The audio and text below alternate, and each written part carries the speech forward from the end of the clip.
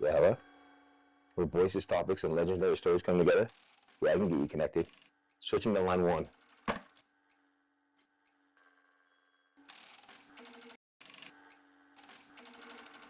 It's video time, kids.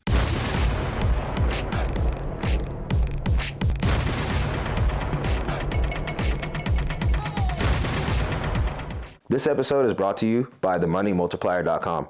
It's time for you to take back control of your money. It's time for you to become your own bank.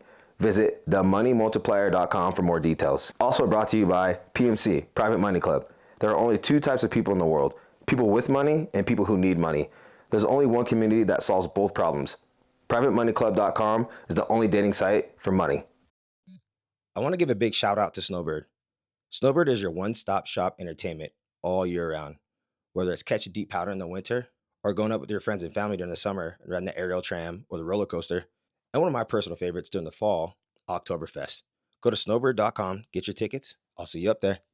Welcome to Switchboard Podcast, where voices, topics, and legendary stories come together. I'm your host, Stevie Bell. Welcome to Season 1, the Forum Chronicles, where we cover the 20-year history of Forum and the impact it's had on the industry. Welcome to Episode 1. We're super excited to finally launch our very first episode.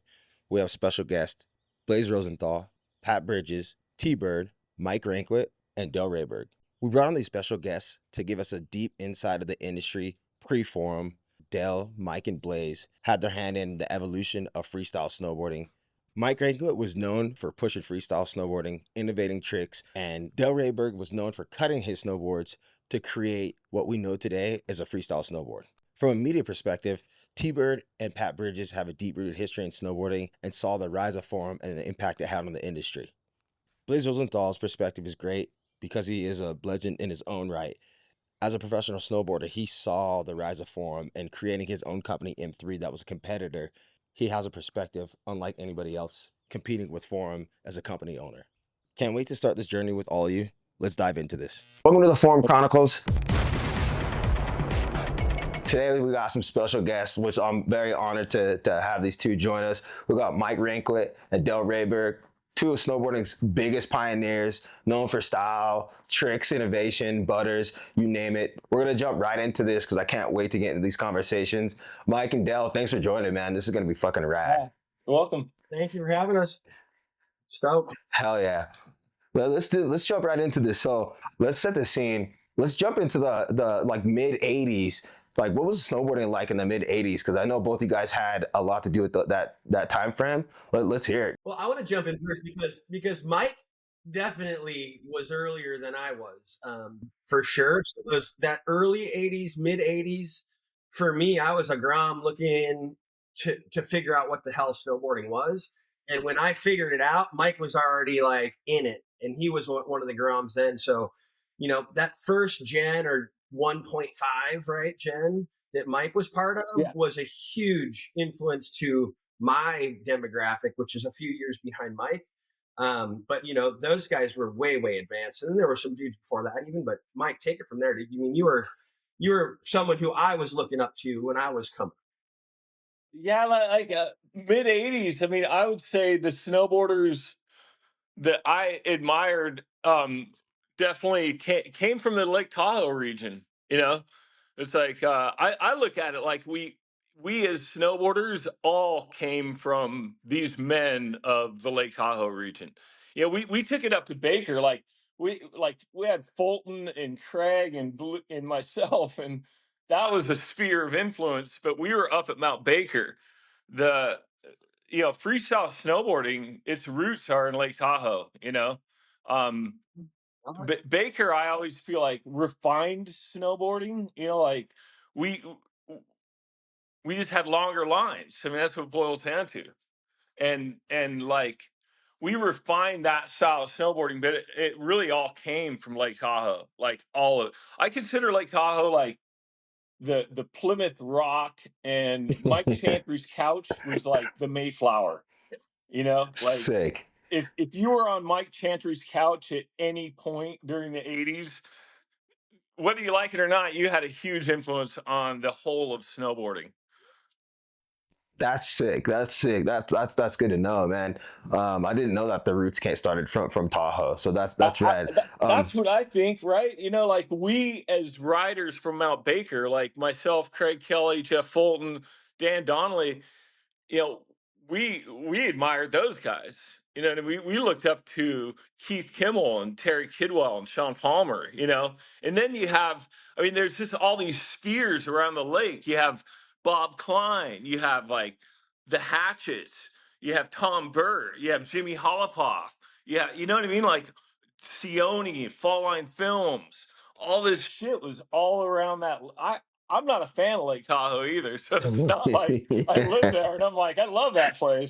I think that place Sick. sucks, but But um, that's yeah, yeah, that's a whole nother rabbit hole we can go down. What initially drew you to snowboarding in the late '80s, and how did your background in skateboarding change your approach to snowboarding? Well, initially, skating was something that I did growing up and loved and had a severe passion for. And then starting to see little flecks of snowboarding throughout the upper Midwest where we didn't have shit was kind of the light switch that came on. To go, whoa, there's skateboarding in the winter. This is cool. And that was kind of my draw. And seeing some of the really early Burton and Sims videos that would leak out, but again, I was not a super great skater, but I was passionate and loved it. And then you got someone like Mike, who was, hardcore vert skating, Pacific Northwest scene, and again, totally different kind of level. But the passion of the skateboard is what drew me into snowboarding. That's dope. All right, Mike, your turn. What initially drew you to snowboarding in the late '80s, and how did your background in skateboarding change your approach to snowboarding? what really drew me in was like being a skater from Seattle. In the '80s, there's not much to skate, you know, like so we would see like a slight embankment to a wall and be like, oh, look at that quarter pipe, you know what I mean? Like, and so like when I got on snow, all of a sudden it was like, oh, there's. I just started in my head. The other thing was like I would go to Vancouver a lot to all these big skateboard parks, and they had like indoor mini ramp setups, like acres of mini ramps. Like it was insane. But what I would do when I was, and all these mini ramps were just small transitions, hips everywhere, little spines. Everything was like 3 feet tall. But about a month later, I remember being at Mount Baker and I was like, fuck. I was looking at something in the canyon trying to see a line. And then I just pictured the Vancouver park in my head. And I saw like a million lines. And I was like, oh, that's the ticket. Just pretend I'm skateboarding. You know Sick. what I mean? Like, Yeah. because like my tendency to find stuff in and around Seattle in the mid 80s, you had to be pretty creative, you know, as a skateboarder to find anything. So it's like I got to snowboarding and it was like, oh shoot, stuff's everywhere. This is killer. You're both credited with like bringing a skateboard style into snowboarding. What was the mindset behind the style, and how did it shape the whole jibbing culture for snowboarding? I think there's kind of two paths here because you know what, like Mike and Roach and that group, that demographic, age demographic, we're doing the skate stuff, the switch stuff, but still on these really like long nosed, short tailed boards. And I think when like myself and Roan and Nate all came from Wisconsin with 400-foot mountains, we weren't looking at it the same way. It was two completely different visions. They're riding a big mountain like a skateboard, and we were riding little teeny skate parks, like Mike said, 3-foot high ramps. So two different kind of paths, and how it went. But yeah, definitely credit to both sides. Two different things, but the Ranquet generation was doing the skate grabs and all the tuck me stuff and the switch stuff, and then like myself and Roan, Nate, Jake, we were doing more like jibby shit, the smaller, trying to emulate like being in a skate park in the Midwest, or a small skate park. But I think it's two completely different things, really. That's my opinion. Yeah, I do too. Yeah, Mike, go ahead and elaborate. Like, let's see your side of Oh, this. just that everything Dale said, it's two completely different things. He nailed it. You know, they were riding 400-foot mountains, so you know anything they were setting up was super fun, and they made it work. Whereas I had multiple billions of tons of fucking powder. You know what I mean? Like I was looking at blank. I mean, it would snow 3-4 feet overnight at Mount Baker. I kind of grew up in a weird paradox where I was a skateboarder more so than almost any snowboarder, except for Noah Selaznick, of course. But I was from a very mountainous area. You know what I mean? Like so, Mhm. so it's like, yeah, emulating skateboarding tricks, that's fun. But once I landed, I was snowboarding. Yeah, Does that yeah. make sense? You know No, what I mean? Like 100%. For 100. once the board leaves the snow, yeah, you emulate skateboarding because that's the best thing you could aim for. Otherwise, you're snowboarding. You know what I mean? Yeah, not Like totally. There wasn't a lot of magazines, and obviously there wasn't no damn social media back then. So like you had what, maybe a couple magazines and a couple films that came out that each year that you could see what each coast was doing. But I wanted to ask you guys at like what was Mac Dog's influence in the snowboarding in the early '90s? Because I know he had a big footprint on the movie scene. Obviously, a huge influence. Like, he would pick the dudes, and if you were one of those dudes, you were kind of the shit going down at that point. And it would be the same with Jerry and Artie. Like, if you got that invite, it's a different thing, or the Hatchets. But Dogger was really influential, I think, on the freestyle side of it and kind of bringing it to the modern day shit. That'd be my opinion. That's dope. early days, it was Selaznick. You know, I don't. I think of Noah and Aaron Vincent. You know, when you talk about early Mac Dog Yeah. days, that's all I think about because those guys, they made the call. Who's going to be in the movie? Who's going to do this? Who should we invite here? Who should we this? Those guys made the calls, not Mac Dog, more or less. You Yeah, know what I that's mean? right to know. That's right to know. Moving on to the progression influence, I know we talked about it a little bit, but in those days, what was the progression like? I know you talked about Mike, you were the first to do fakie, and then I want Dell. I know that you guys would see videos, but what was that progression like for you guys? Like growing up in the Midwest and then growing up on the West, like. From my point of view, um, I don't necessarily know if I was looking at anything as progression. I think I was just going snowboarding and having fun and how I saw it. And the group of friends that I was around, we just did shit a little bit differently, and um, it was intriguing to people and kind of taking it to the next level of this, let's call it jibbing or smaller riding stuff, and kind of bringing that street skating into the vibe. Um, but I wasn't ever looking at anything as I was progressing something. I was just going snowboarding, and You were just trying to get to I was Tahoe trying to to get be to in front of Tahoe. the film crews. Took some detours. I mean, not even kidding. Not even saying that as a bad No, thing. it's where But I like ended up. Yeah. most riders you'll talk to, if they're being honest, they'll tell you like, "Oh yeah, I was just trying to get on camera to get to Sick. Tahoe Yeah. to make it, Yeah, that was a basically." place. Yeah. And like being from a small town in the Midwest, my mecca at that time, because of what I was being fed by magazines, was Breckenridge, Oh, believe it or really? not, which is pretty flat. And there's not a lot of shit there, but that's where the worlds would happen. And that's like the magazines influenced that move, to me personally tremendously. I didn't even really know what Tahoe was, to be honest. I was like, that's how far out of circulation you are in the shit little towns in the Midwest, right? You don't know. Yeah. There's nowhere to know what other than the magazines telling you. But you figure out that you want to be west and you want to go ride POW. And Tahoe was one of the places where I ended up, but eventually ended up moving up to Pacific Northwest and getting the carte blanche treatment by Ranquet of Mount Baker and seeing how freaking rad that shit is. And it's still one of my Yeah, no, favorite. Dale and I rode pretty extensively, like for Yeah, years, yeah, and this is one thing about the first round of all those Jibber guys. It was just a means to an end. The end was riding actual snow and fucking going to Tahoe and hopefully maybe getting on the Alaska docket. But yeah. that most people didn't even make it that far. What about snowboarding in popular culture when, the 1995 X Games hits and action sports made their move from like outsider punk rock to getting mainstream attention? What was it like seeing snowboarding on X Games for the first time?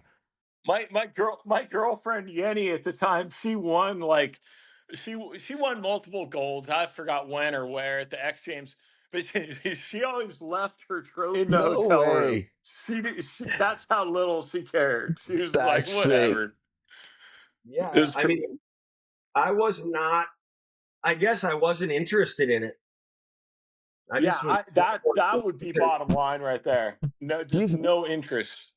and you got to put that in some context too. And Michael loved this, but like the X Games was just the pinnacle of the contest scene, which I checked out of in 91-ish, 92. I didn't even want to.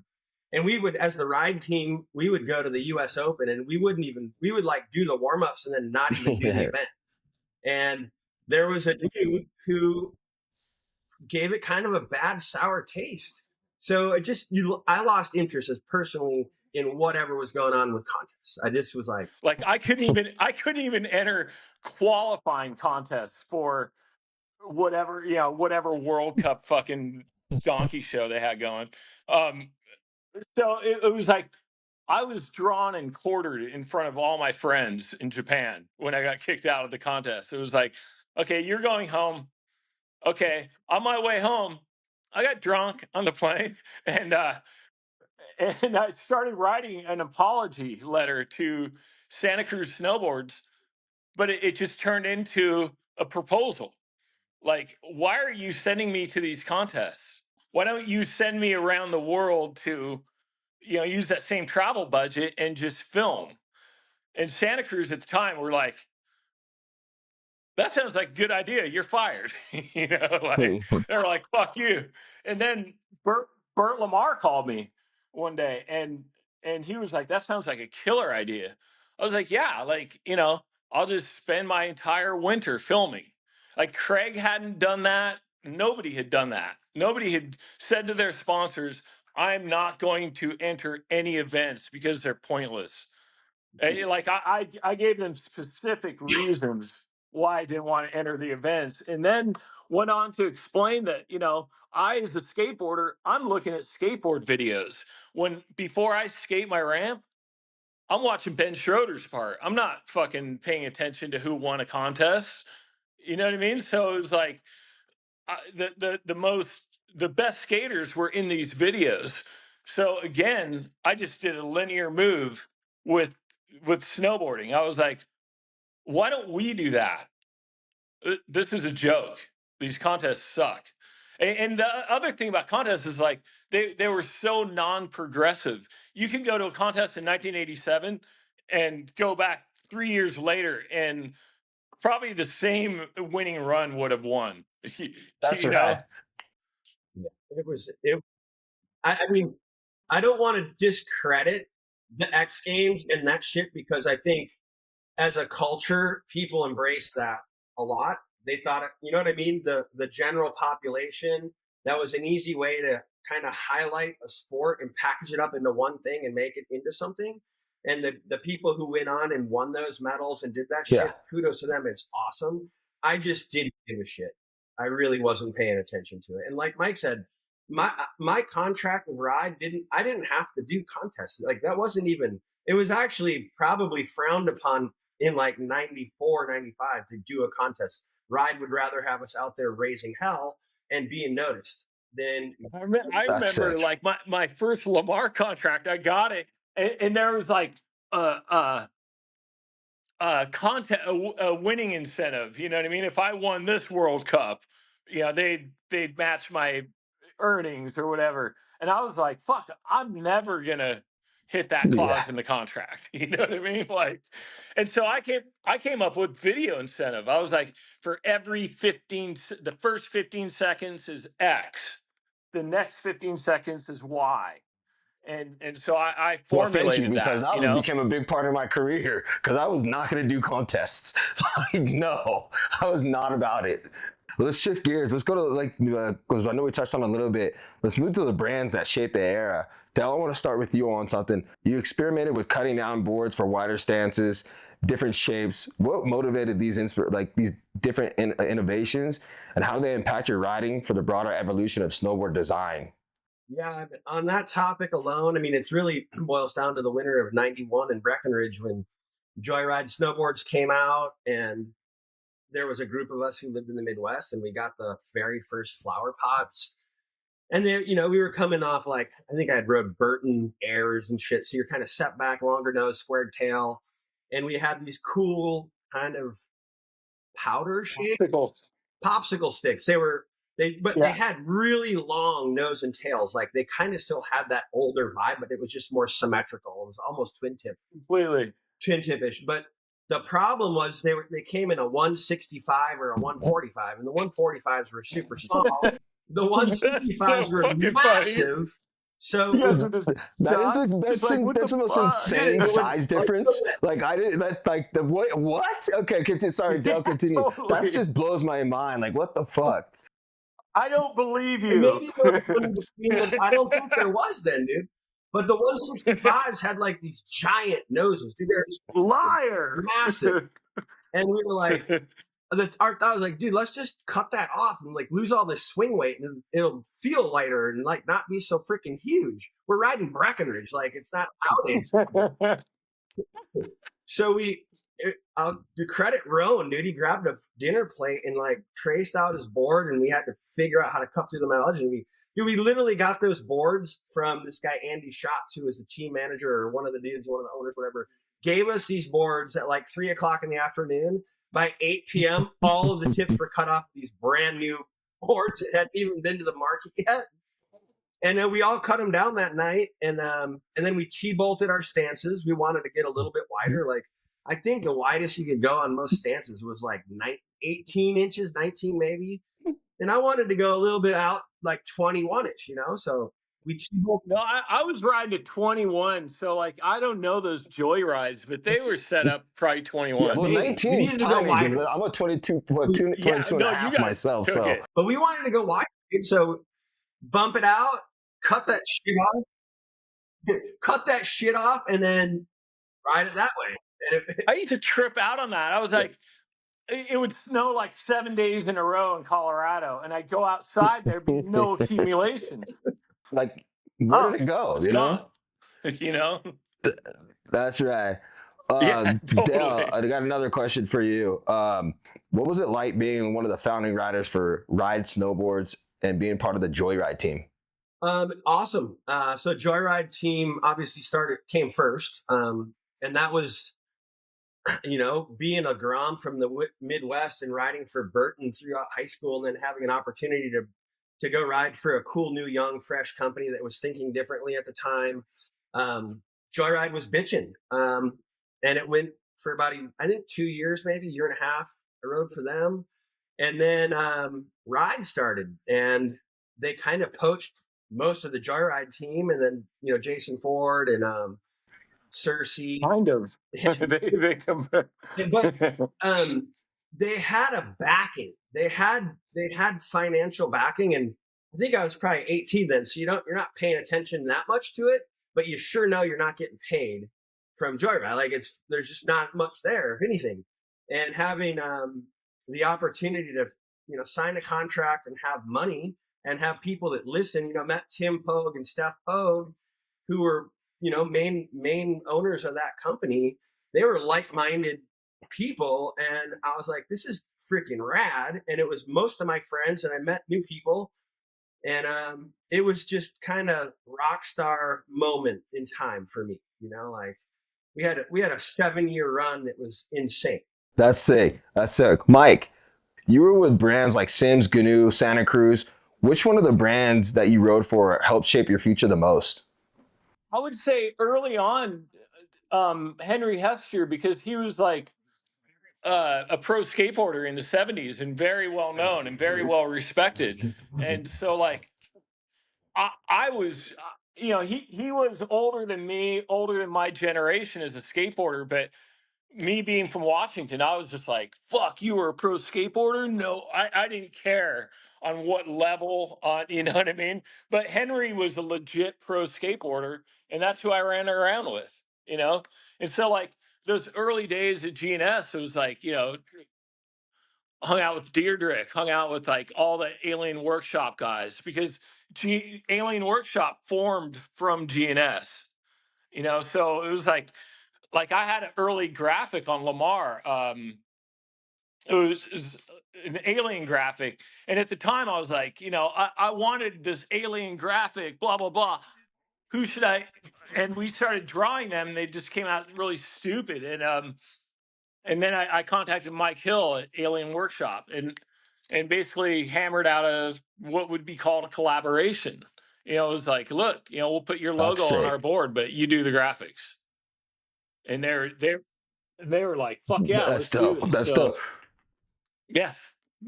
GNS, I would say, had the biggest impact on me for decades as far as like conducting myself as a, you know, a fucked up young professional snowboarder. In 1993, at the Black on Ride summer camp, do you remember that Peter Line and Joey McGuire were diggers? Do you remember them as young kids digging for you I guys? remember it well, dude. It was a ride camp actually, and the whole ride team was up there. We were like the coaches. We were supposed to be the coaches, but I don't know how much we coached. But I remember Peter being this little grom who had a brushy fish, and he had it cut down like into almost a square on the nose and tail, and we were like, "Look at this kid!" And he ripped. He had this crazy style that not many people had back then. He did have this really wide stance, but he was doing really crazy shit. And Joey just caught your attention because he would just go so huge. But I remember those guys. I thought they were campers, to be honest. I thought they were just part of the camp. They were diggers. But yeah, I remember that clearly. And I actually remember that fall, Dogger saying, "Dude, you got to see the footage of this kid from Washington." And he showed me some clip of like Mount Hood Meadows of Pete like cab fiving off of this curb into this pow bank, and I'm like, "That's the kid from camp." I was like, but yeah, I remember that well. It was bitching. Mike, in the early Yeah, days of skateboarding, do you remember Peter as a little kid in your neighborhood coming over to skate your vert ramp? vaguely. Vaguely. I do remember distinctly going to his house one time. Um, it was right when like Critical Condition came out, like, and we were skating in his neighborhood, and then somebody was like, "Oh, this kid Peter has a trampoline." And I'm like, okay, cool, let's go jump on the trampoline, you know, and went over there. But he was watching Critical Condition, you know, and it had just come out like 3 days before. So I was like, whoa, that's crazy. This little kid snowboards. Like he was watching, you know, watching my parts. You know what I mean? Like I Yes. was, and it was like wild because it was a kid from the neighborhood. You know what I mean? And like, huh, that's weird. And you know, cut to like 5 years later. I'm in customs in fucking Australia, hammered. I'd flown over from New Zealand and just got drunk on the flight, and there's a contest in Australia. So this happened many times at customs around the world, where like all of a sudden the entire contest is there, you know. So I was standing there in customs, and all of a sudden I was like, I know that fucking kid. That kid's from my neighborhood. And I was like, what the fuck are you doing here? You know, kind of like that. And right then, I think it was Graham or somebody whispered in my ear, like, oh, that's that Peter Line kid, you know? And I was like, you're Peter Line? Shut the fuck up. Like, no, there's no way. Like, there's no way. Get it. Anyways, you know what I mean? And then like, That's so sick. Go ahead. and then you know, cut to like 10 years later. So Peter and I weren't necessarily buddies, right? And that happened through Electric. I was part of Electric, and then Peter was our first rider. That was my first call as being on the team, you know, running the team. I was like, well, fucking get Peter Line, duh.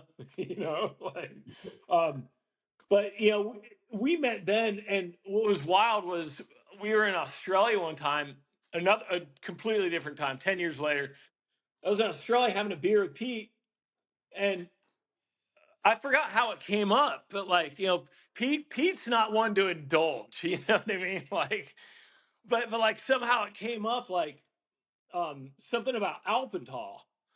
And dude, I don't know what it was, but like, I remember distinctly this night in Alpental, 1988.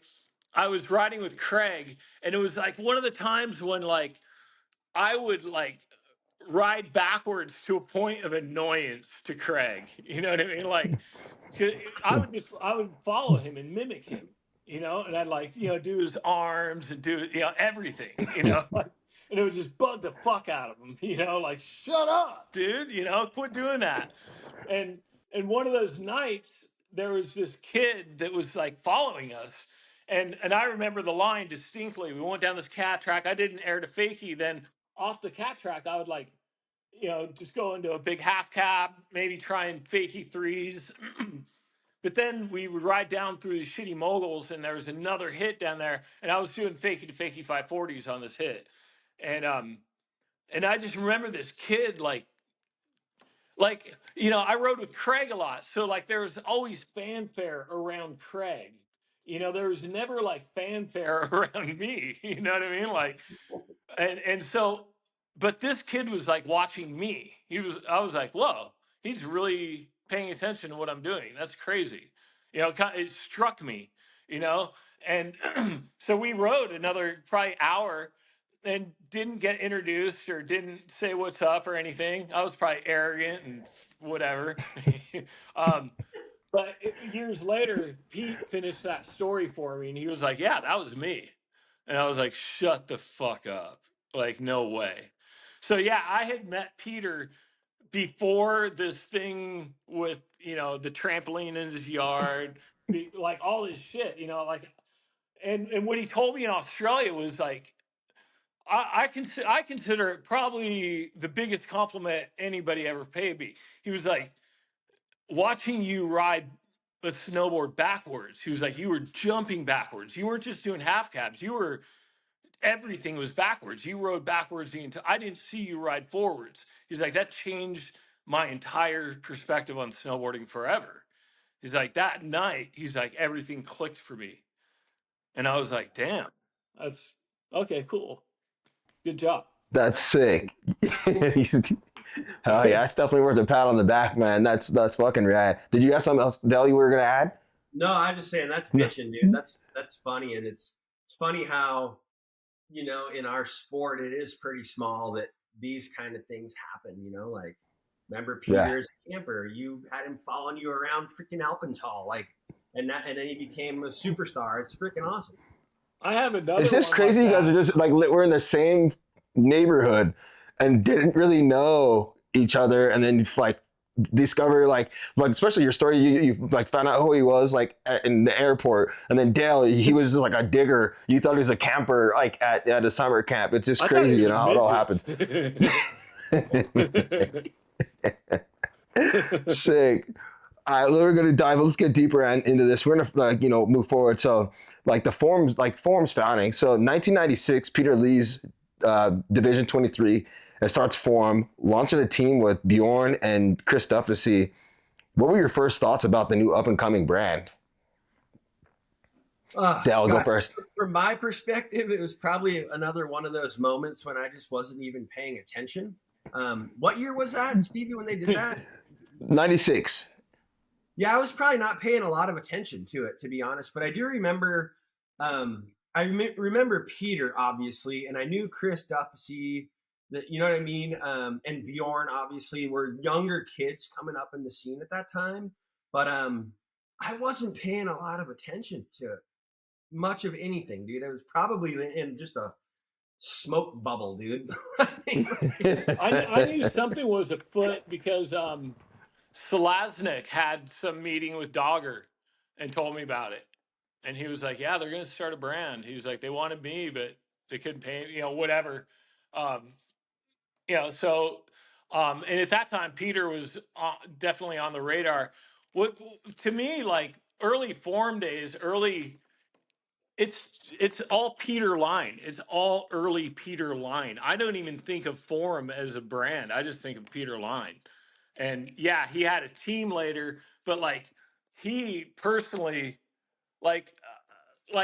when he corked that back seven, that changed sports forever. In that nobody had figured out how to spin like that, and all of a sudden, every sport, like all of a sudden, bikes could spin a 360.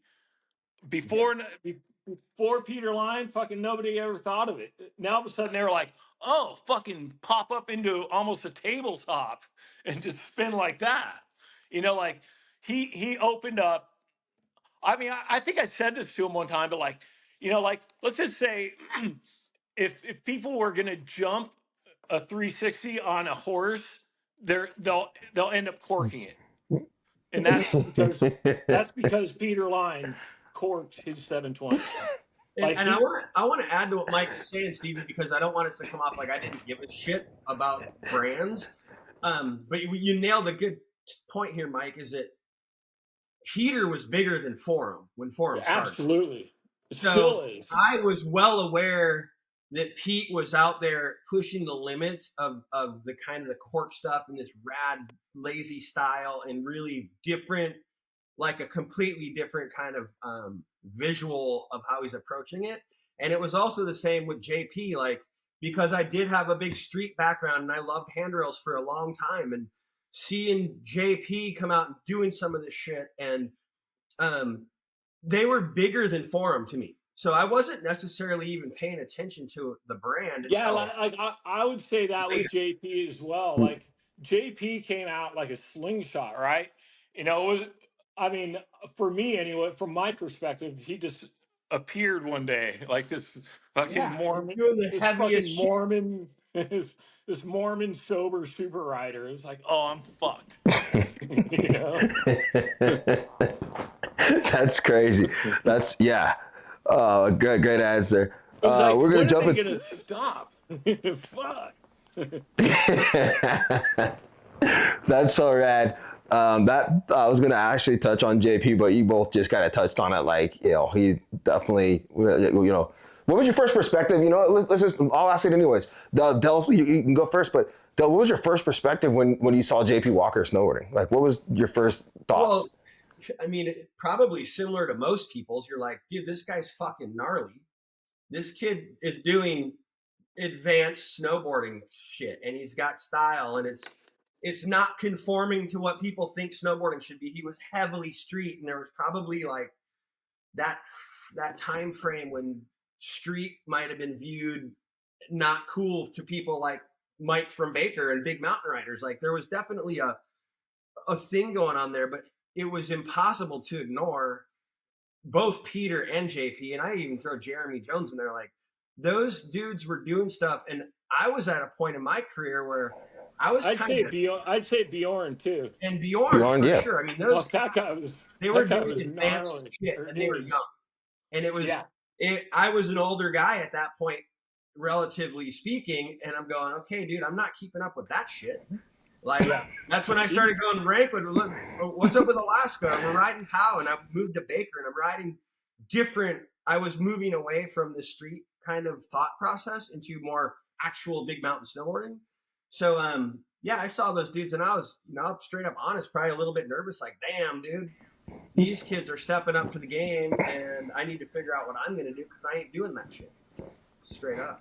I feel it. Yeah, totally. That makes sense. Though it's always the new young and up and coming kids. Mike, what was your first perspective of, like, Bjorn, JP, Jeremy, Peter, and all everybody that was out there pushing like the streets and that early Forum era? What was your perspective? I quit. Now seeing those guys come up, it was like exciting.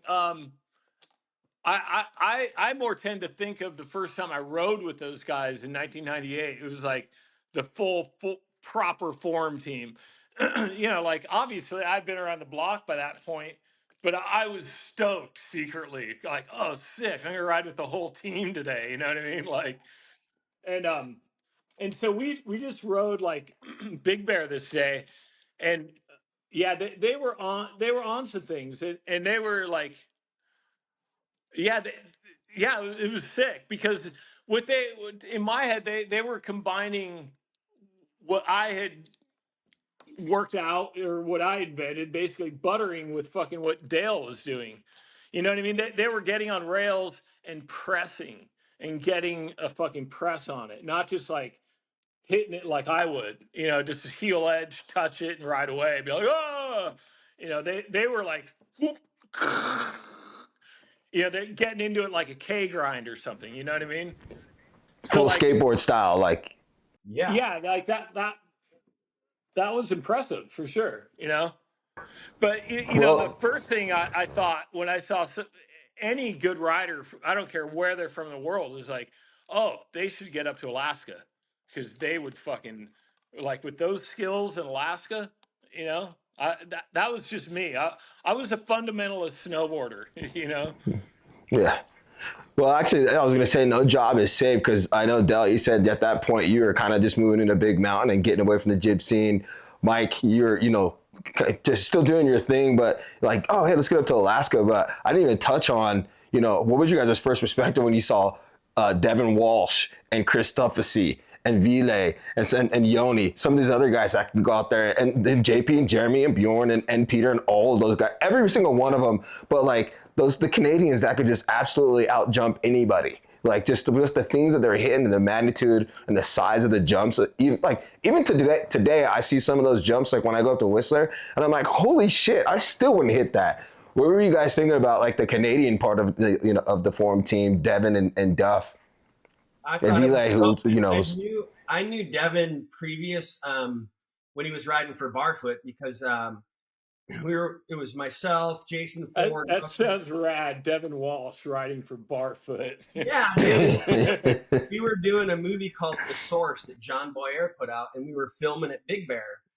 And he brought his Canadian kid, Devin, along to tag along. And he was unknown, dude. He was an unknown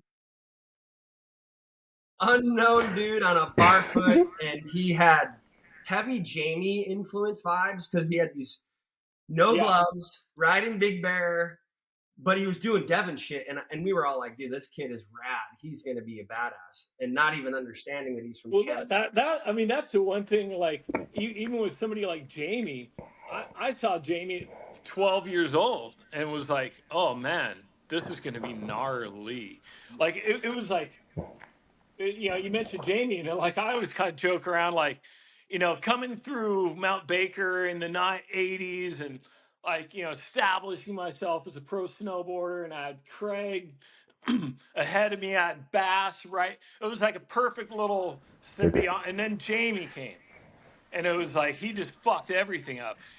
Like I was like, what are the chances that some super pro is gonna rise up under me and Craig? There's no way. You know what I mean? Like, and then he just fucking took over. And then the same with Pete. I had the same thought. What are the chances? What are the chances that these two dudes that I just grew up in my fucking neighborhood more or less? It was too wild. You know what I mean? yeah, become mega stars in the game. That's rad. That's super rad. Key round is like, as the two snowboarding's biggest pioneers and influencers in the game, were you impressed with the new talent of the Forum team riders? Del, you can go first. I was 100%. Yeah, obviously. I think they did a phenomenal job of farming the newest, youngest rippers and creating a team. That was something that snowboarding always seemed to struggle with. I think if I look at it from my point of view, you had the original Burton team, Craig, Jacoby, Ford, Brush, Keith Wallace. Like that was a team, but they didn't get marketed as a team really. Okay, Dale, you're making my point in that snowboarding companies, they didn't know how to build teams. They just sponsored people. Yeah. They just like Burton Snowboards. They never had a fucking team. They just They didn't sponsored promote it like that, And I think exactly. Ride was a early team. pioneer of pushing a team. Like we traveled the world together as a team, and you show up as a group, and you're a team. And then seeing Forum do it, and it's from my point of view, living in San Diego at that time, I'm watching the Plan B guys, all the stuff Ken Block's doing with 8 Ball and drawers, and like this movement of the San Diego skate scene and the way they were a team. I think Forum really encapsulated that in the snowboard side of things, and then they had the youngest, freshest. So yeah, for me looking at it, I was at that time not knowing, close to the end of my career, but watching it and going, dude, these guys are freaking next level, and this company's doing some cool shit, and they're biting at your heels kind of feel, but appreciating it. Dude, these guys are all so rad, and they're so young, and it was bitching to see. And looking back at it now, yeah, it was fucking awesome. Well, from that perspective of starting over in 1996, just starting a brand, there's a lot of mistakes to learn from the early and mid 90s that helped shape what Pete did, like that. There's a lot of, yeah, I don't know what the fuck I'm saying. Nah, were you impressed by the talent of the new Forum riders when as being one of the influencers and pioneers of the sport? Were you influenced by? Absolutely. Were you impressed by the Forum team? It was somewhat scary, to be honest. Actually, hold on, Mike. Let me ask that again, so I have a clean entrance into it, just for editing purposes. Yeah. Mike, as and Mike and Dale, as two of snowboarding's biggest pioneers and influencers in the game, were you impressed by the new talent of the Forum team, Mike? At first, I was scared shitless of it. It was like, fuck, there's another Linus brother? Fuck, I'm fucked. But the writing was impressive, and it, they just did what generationally people do, is like one generation's highest rung. Like the one thing that I'm reaching for is the next generation's baseline, so it just makes sense. Yeah, that's rad. So I know we're talking about teams. Oh, go ahead, Dale. Real quick. Yeah, go ahead, please. The thing that also stuck out in my mind, the way I perceived the Forum team, is it was super well rounded, right? They had the street guys, they had the back country big kicker dudes, and then they had the Devons and Dufficies and Bjorn Linuses, who were really big mountain dudes. So they had this whole thing covered. It wasn't really like just a street thing. All these riders covered a different category or component of what was going on, and that was freaking pretty rad to see that they put. Yeah, and include Ville and Yoni Malmi in that too, and like it's a full blown team. But since we're on the subject of team, let's talk about them. So Powell had the Bones Brigade. Let's talk about teams. Powell had the Bones Brigade in skate. Burton marketed the Chill team in the late '80s. Ride comes out a little later and pushes a strong team vibe. How much do you see the Forum team as just another evolution of the team concept, or do you see it as something as more of a predecessor? I think it's just natural progression and a good brand concept. Like they figured it out. Like they knew you had to have that, and that, like you said, the Bones Brigade, whatever, these things worked, and they worked well. And whoever was behind that, if it was Raw or Rough or whoever the boys were that were thinking about that, I think they definitely understood the concept, and it was happening in skating for years. So they took Mike? a note. Yeah. Go ahead, Mike. Yep. Just yeah. I mean, the whole idea of a team, I mean, is that's from skateboarding, and if you have a properly run team, like a pro rider doesn't even have to write his own graphics per se. You know what I mean? Like if I was at the top structure of a team and like, Mike, you get a pro model, cool. The way that team ought to be set up is it ought to be set up to where all these younger guys just want to support me and want to ride my board. And then I, in turn, when they get pro models, I ride their board. You know what I mean? Like say like D-Day stuff, like when I rode for them for a minute, I rode almost exclusively deadline graphics because I was like, I don't need to support me. I want to support a friend. That's rad. You know, and people look at pro models like, oh, you know, like it should just be this symbiotic thing where, you know, like what a skater gets a pro model, typically every skater on that team, no matter what shape they're riding, has that guy's graphics because they're a fucking team. And that's what they do. They push each other, you know, and Yeah. snowboarding just missed that one. That just completely like, oh, huh? Fuck, that's crazy. I didn't know it worked like that. Oh, and then their teams fall apart and oh fuck, we got to pay more money, just give them more money, get different ones, get more of them. It's like, no, just have a fucking team, you know, that's built from the top down, you know. Yeah, absolutely. That's my That's thoughts. awesome. That's rad. That's rad. Okay, next question. You know, from writer to product design, brand ambassador, and mentor. As Forum grew quickly, did you see the new marketing strategy that separated Forum from the rest of the industry at that time? I just saw that they were doing a good job of what skating has already done. They just were able to do it.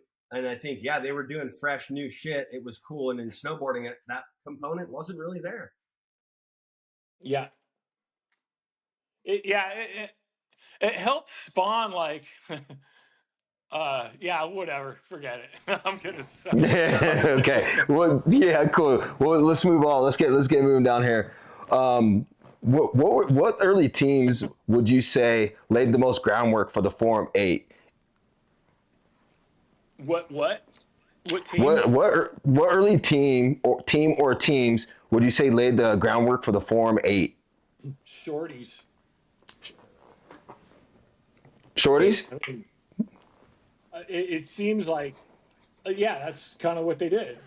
But they Are had you talking about the product. shorties like Peter Smolik, Brandon Turner, Steve Olson, Chad Musket team? Or are you talking about like an earlier Like no, team? no, like the shorties. The minute you know, Devin rode for them for a minute, didn't he? Oh, you're talking about Snowboard shorties. snowboarding shorties. Yeah, like Okay. it was like all these teams were like at the time, like shorties was like, oh, cool, they're gonna pull it. You know, am I Yeah. off base here, Dale? No, I think you're right. I mean, I wouldn't think of that, but yeah, they had a great thing, dude, with the shorties program. I think one team that I They think, just didn't understand snowboarding at all. yeah, one that I would think Forum did a good job of looking into is maybe what Type A was doing.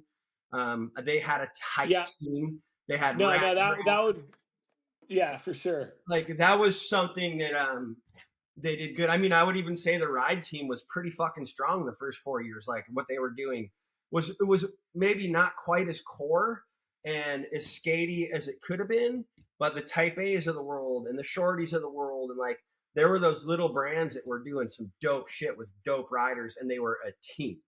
And I think Forum Yeah, did a good job of looking into that. Sick. I think we already covered, like, my next question was like, what team means to you in snowboarding? You guys have talked a ton about team, so I'm gonna just skip over that because I think that it would be just like beating a dead horse. We've covered enough of that.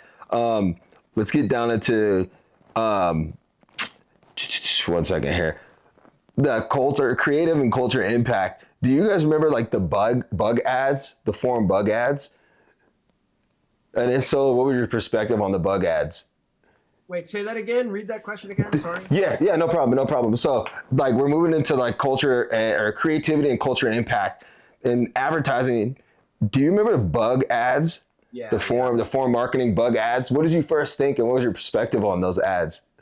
I mean, I guess my first thought when I saw like the centipede and the spider on the face and that kind of shit was that um, it was it was super creative and different and like shop culture kind of stuff. But I also think that it was looking into a lot of what like Ken Block and those guys were doing with Plan B and and drawers and stuff. Maybe similar. I mean, they weren't doing the shop culture with the bugs, but just in terms of like highlighting a rider in a situation that's a little bit quirky or off. Um, but I just that's when I remember, noticed JP has a big chin. One time, I was like, wow. And one of those ads was like, damn, this dude's got a big chin. I So could, that's what I remember but about the bug ads. I was like, damn, JP's got a big chin. Okay, that's No just big short deal. to the point. Hey, it is what it is, man. Oh Love you, man, JP. I barely know you, but like, no I love you, disrespect. JP. yeah, hell yeah. That's the so. I'm gonna jump down to. Did the rise of Forum and seeing what they were doing from a marketing perspective have any influence on your snowboarding or snowboard career, or was it kind of too late for that to have an impact on either of you? It was probably a little late for me. I mean, the obvious one impact is they replaced a whole group of riders, being some of me and my friends, because they were the young, fresh now. Um, but again, I wasn't paying attention a whole lot to what it was going on. There was almost a cutoff in that, like once 2000 came, if you were over 21 years old, you weren't considered a snowboarder. It was that kind of black and white. And and not to say it was purposeful at all. Like I just think, that's just how it went. Yeah, I mean, I stopped riding professionally in '98, so I missed when Forum really had its shebang. I was already kind of checked out. I Okay. definitely knew of the riders and was paying attention. I was still in the industry, so I was paying attention to what was going on. But as a rider, it was like a little bit late, for my Mhm. time frame. No, that makes it. All right, cool. Just getting down to some of the closing questions here. Down. What was your favorite or most memorable graphic or ad that Forum put out? I would say the Genius graphics, that brand. They Pete one time did a fucking graphic with, he did a pattern, like you looked at it and you're like, oh, that's a, like, some something tooth pattern, or whatever, and you get closer and it's all prosthetic legs. I loved that shit. I loved the Genius stuff. I thought was great.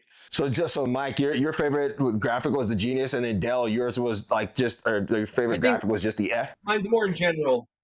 The F logo and Sick, the way sick. that they just I consistently concur. ran that on the bases and just color Yeah. changed it. I thought That's the first thing I remember seeing a Forum, and that'll always be implanted in my head was that F. I remember sitting in school and always trying to draw it, because I'm not paying attention to what the teacher's talking about. But I just remember sitting there trying to draw it all the time, like just, or the Special Blend logo, which is bits. Yeah, I mean, this is 2003, 2004, so um, that's rad. Okay. If you could boil it all down to one word, what do you feel Forum's lasting impact on snowboarding would be if it was just one word? Dell, you go first. the Forum impact in one word. Um, I don't know, dude. Probably like progressive. Progressive. All right, that's a really good one. Mike, if you could boil it down to one word, what do you feel Forum's lasting impact is on I would snowboarding? just say Peter. One word Simple. would be Peter. Love it. Hell yeah. Where do you see the influence Yeah. of Forum and teams in today's snowboarding culture? Well, I'm in snowboarding every day, and I think the the generation who are buying snowboards and stuff today may not know Forum. Which is crazy. I just that's what I don't like. It's a question that's to be debated, but you know what the early 2000s when they were banging, that was like 20 years ago. So it's crazy to think that. So 20 years ago, a lot of these kids weren't born yet, and they might not know. So I think it's important to. Is there anything you wish more people understood about your journey or about snowboarding's evolution? Um, that it was started in the 80s. Every good trick was invented in the 80s and 90s. They were added on to at later dates, but the building blocks of our entire sport is the late 80s and early 90s. And it really, like everything else after that, it's kind of like, okay, cool, right on. But the shit that mattered happened by 1990. Just saying, like, Fucking rad. Yeah. and I'm not like taking away anything at all. Like those guys just added to a landscape that had already been painted, and they added their own original art to it and made it theirs. but it's a big thing, you know. It's going to be going for a while, and it's like yeah, just don't forget where you came from. And in my head, this sport came of skateboarding, you know, but that doesn't mean you act like a skateboarder. That doesn't mean you are a skateboarder. It just means you know, emulate skateboarders in the air. And I guess one thing that would be forgotten is that there were so many people even before me that shaped me, and I in turn shaped Peter. You know what I mean? Like Keith Kimmel comes to mind, Kidwell, Palmer, Sean Palmer like he had a huge influence on Peter. You can see it in his method airs.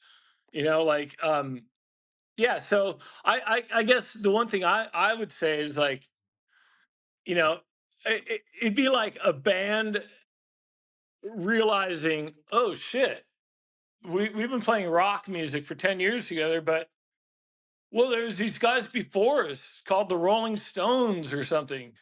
Yeah, they did this shit for 40 fucking years. Not only that, but they did it really well, you know? And not only that, but like, we don't even know how much of our influence is now based on that. It's so perfect. Yeah. No, that's rad. That's rad. Next question. Dale, do you think that snowboarding has lost some of its edge and authenticity? Compared back to the 90s, 100%. I think it's evolved, good, bad, or indifferent. It's evolved into something. I look at it as, you know, there's a small group of snowboarders who are still core snowboarders and will always be, but a majority of everyone are just general public. And it's hard to be, as an industry, what we were once, when millions and millions of people participate in this at some level. So yeah, it's lost a lot. Absolutely. It has edge and authenticity. Like seriously, like yeah, they didn't lose it. They handed it away on a silver platter to an entire different sport that was there longer and was bigger and is bigger. So yeah, they fucking blew it completely. That was, I I'm couldn't not wait to kidding. ask you that Like question, both of you guys. they just handed it away, just like, oh here, fucking, oh you guys. I like the idea that they came up with something for the X Games, like, you know, this, like the knuckle huck. It's like you guys just handed the biggest corporation in the world more ways to make money off you. Are you that stupid?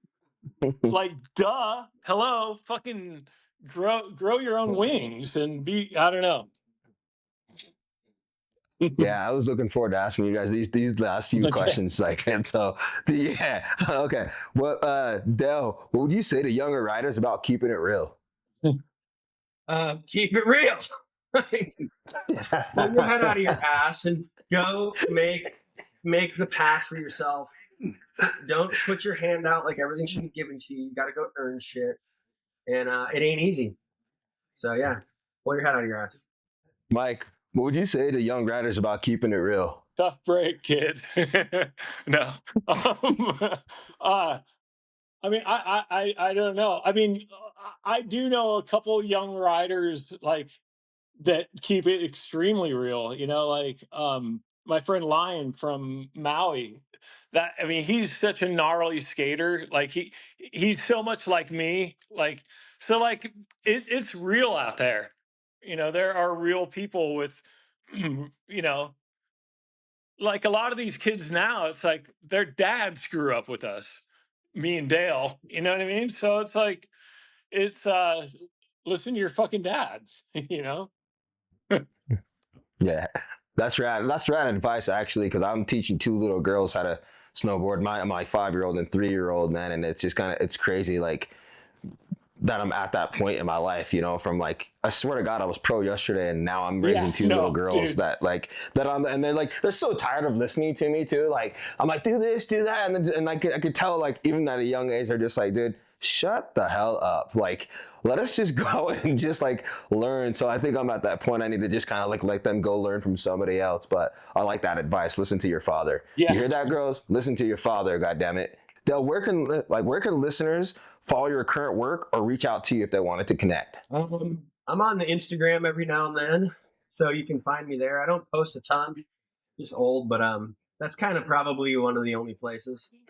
But What's we want to plug your Instagram handle for us?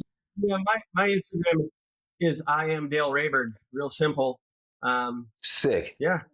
Hell yeah. Well, All bye. right, Mike, where can listeners follow your current work or reach out to you if they wanted to connect? MySpace. Mike. Oh my. I'm dead. That is the raddest answer ever. What's your MySpace? Just Instagram, right? Just my name. Yeah. Like Oh, okay. I guess I will take. I've even told Dale this. Fuck, dude. Like, so I wrote a book in the last 6 months. No I way. wrote like probably 900 pages. I mean, it's gonna get whittled down, but like the bulk is done. Oh, Like dude, I can't wait to see that shit. it's gonna Yeah, me too. I have to like navigate the publishing world now, and that sucks. And that's your Instagram handle. You want to plug your MySpace? I mean, I don't know. That's got It's a still deletion around. notice. Well, hey, I want to thank you, Dell and Mike, for jumping on here. It's been the most insane conversations. It's been such an honor to learn some of the history that has inspired and influenced snowboarding for many years. Even myself being a professional, I know for a fact, like hearing you guys' stories, exactly what part of my snowboarding style came from both of you guys. So I want to thank you, and thanks for joining this session. Thank you, brother. Appreciate it. Yeah, dude. Thanks. Hell yeah. This episode is brought to you by themoneymultiplier.com. It's time for you to take back control of your money. It's time for you to become your own bank. Visit themoneymultiplier.com for more details. Also brought to you by PMC, Private Money Club. There are only two types of people in the world, people with money and people who need money. There's only one community that solves both problems. PrivateMoneyClub.com is the only dating site for money. I've got two amazing guests with me. First, I got Pat Bridges, a media powerhouse, longtime editor, spent 10 years plus building Snowboarder magazine, founder of Slush magazine, known for his outspoken commentary. Pat's helped document and define snowboarding culture for many, many years, and also since its earliest days. So I want to say, Pat, thank you for jumping in and joining us. I got Blaise Rosenthal, legendary pro snowboarder, known for his timeless style, standout video parts, also one of the founders of M3 Snowboards. He's helped shape the sport of snowboarding for a long time. Blaise got the Blaise boot camps, midlife crisis. He remains a respected voice in snowboarding. So I want to say thank you, Blaise, for joining. I'm really stoked to get into this. Thanks for having me. Hell yeah, let's get it. So I want to set the stage here. We're gonna dive back into the late '80s, early '90s of snowboarding. This is before I even knew what snowboarding was, so I'm also a student as well. I'm telling the story. I want to learn this at the same time, so I'm really excited because I know you two have a deep-rooted history in snowboarding. And when you saw snowboarding at first, you just understanding, how to link turns, but what was the progression like? What was like learning tricks and seeing people do tricks? Like, what was that first progression like for you guys, or watching it in the industry? Well, the tricks of the time was like, it seems quaint now, but it's like grabs. Like a new grab. All of a sudden you're looking at it and turn the page and go, I never, people like Jeff Davis and, and then some Randy Walder and Holopoff and all these guys, like they'd have a new grab, like the seatbelt. That was very interesting time and stuff. Yeah, some people were doing like 720s, but it was really like flips. It was like 1.0, trickery 1.0. And what's fascinating is Kidwell in the early 80s. Like, people don't realize Terry Kidwell did a McTwist on a snowboard within a year of Mike McGill inventing, which is mind-blowing. Like what Terry Kidwell did in the early 80s at the Tall City Dump, and then later at the, right by Sugar Bowl on the quarter pipe, is like, you know, it's like splitting atoms. It's like we're all doing like, you know, multiplications and he's doing algebra at a time. And it's just really hard to fascinate, like, what Terry was doing was playing like a different sport in many ways. But progression was really like, it was across the map, but it was like, you know, big one was when, you know, Ranquet, Palmer, Roach, Noah, all these guys, Brush, started riding switch, Brush and stuff like that. All of a sudden took it in a different direction. And it was all, again, goes back to Kidwell with his first pro models having a kicktail and stuff, you know. But like that's 180s, 360s. But also it was like, let's bring a grab into it. Oh, you're doing this grab on this trick, or, you know, full cabs, or, you know, stuff like that. I want to talk about the industry landscape. Like, let's say like late 80s going into the 90s. Let's say like 85 to 95, like moving forward like that. Let's just put a decade there. Was there a lot of brands that were like an option to be a part of at that time? Do you mind if I speak to this? You should. Okay. I started snowboarding in '89. Okay. There's Burton, Sims, Avalanche, Barfoot, Kemper. Like maybe there's some Flight, some other ones, but those are like the ones that... GNU. And GNU, right. Not even LibTech, because LibTech had started, folded, and then GNU, or no. Right around then, LibTech started, GNU folded, and they brought that back. they sold GNU and, Right, okay. Nitro. And but, so add GNU, and maybe Nitro a little later. But regardless, 5, 6, 7. You have to buy one of those. None of them are like overly cool. None of them are overly lame. They're just all their different things. Suddenly, there's all these small brands. Joyride is one of the first, I feel like. Then there's Solid, Type A. I rode for Silence. Atlantis comes, or you know, all these small brands. And because I know where you want to get to with this. Yeah. This is the arc as far as I see it. Is small, you know, small group of bigger brands. Suddenly, all these small brands, they become the coolest thing. Rider run and rider like operated to the extent where like no one knew how to do mathematics, and they all go out of business, sadly, because they were great, creatively great, like such good brands, I think. And the whole thing shrinks, and we end up with Burton and a couple of ski brands like K2, Solomon, like just like a really small core again. And the Olympics are coming around, and Terrier is probably the best at the time, and everyone's riding forward lean and training in the half pipe and thinking about that. And then what you're looking at, which is the Forum. How does Forum fit in? Peter Lyon is clearly the best like video rider at the time, if not also one of the best at just about everything. Like, and he starts a brand, and that brand changes and reopens the sort of the market to smaller or rider run brands. But it had gone from a little to just so many brands you couldn't even count them all. Yeah. But it had contracted when they all failed, and no one knew if you could actually do that. And like I remember hearing that they were doing that, and it was just like, oh, that's a good idea, and sounds way cooler than anything else that's out there. At this time, were you on Silence, where you had pro models at that time? Was that yeah. this is that same time frame? Yeah. I was on Silence, and had you met Peter at that time yet, or did you know you already knew who he was?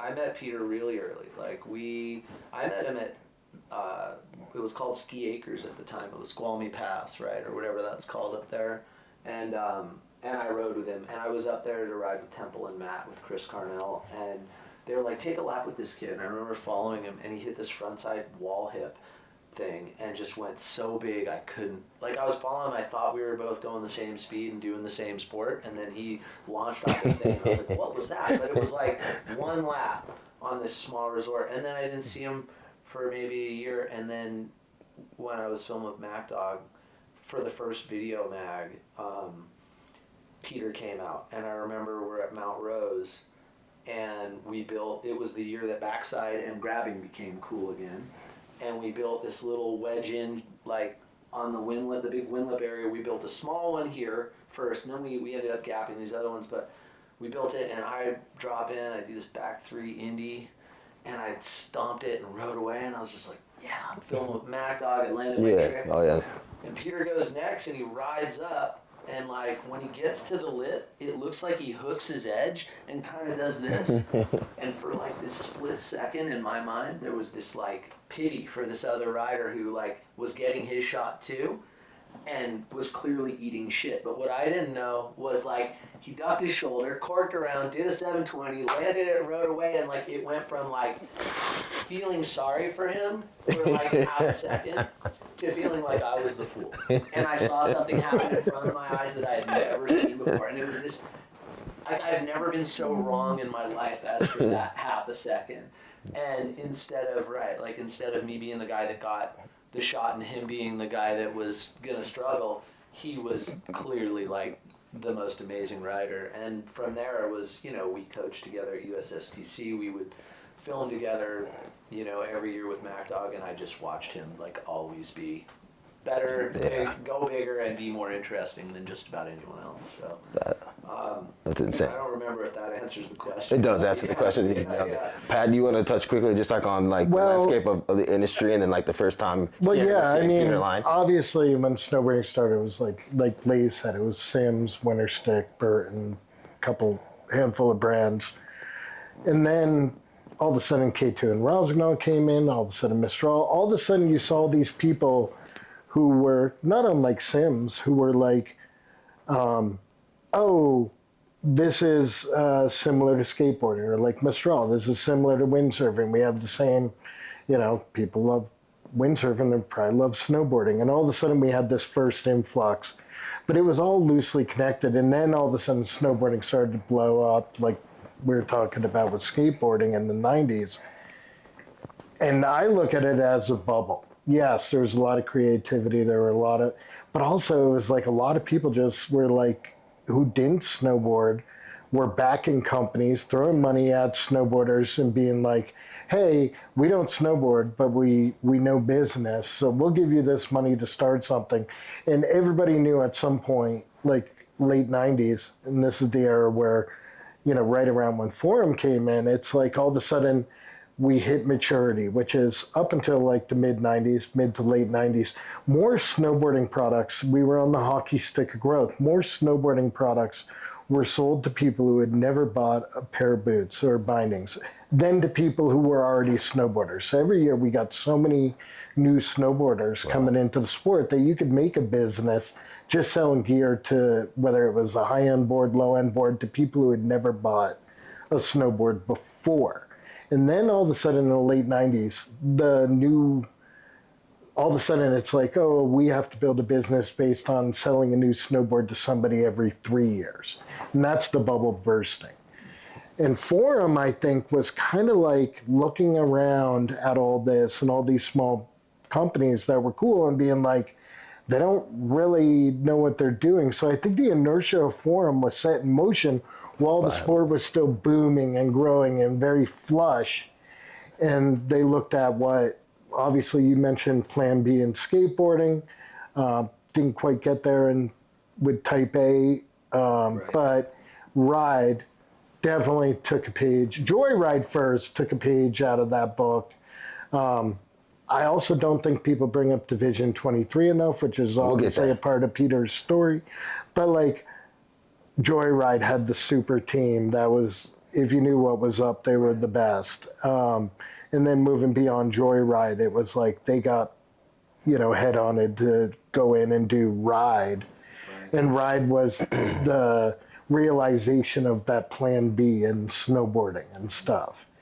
But again, then we had all this stuff going on from a business standpoint where it's like this exponential growth had to end at some point, and that's when we matured, and that bubble burst. And all these brands, there were 500 brands at the time, like 40 magazines, tons of pros, and all of a sudden everybody was throwing money at it, similar to like the dot-com bubble or all these different bubbles. You throw money at it so that when the music stops, you're one of the 5 or 6 biggest brands, and when the music stopped, all these little guys, and all of a sudden they're selling their trademarks and all this stuff just to try and they are over leveraged. They're trying to figure it out, which is why you still see a lot of these cool brands today. You just see them in the in the big box. The sporting goods. Well, you said something interesting, like the bubble and like the hockey stick of growth, which leads me to my next question. Like, where snowboarding in like the mid '90s or towards the end of the '90s hits mainstream. So, what about snowboarding in popular culture? Like 1995 being the first X Games, and snowboarding kind of goes from just like, it's your outcast, your punk rock sport to like a mainstream sport.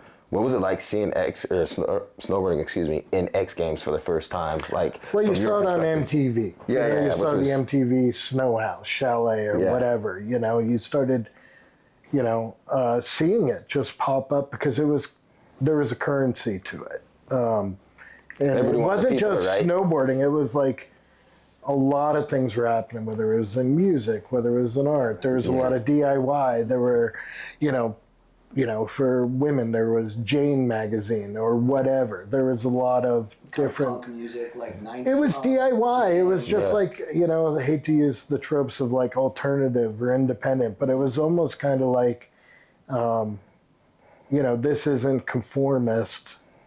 This is what's cool because it's non-conformist. And snowboarding was a part of that, kind of rode that. Right.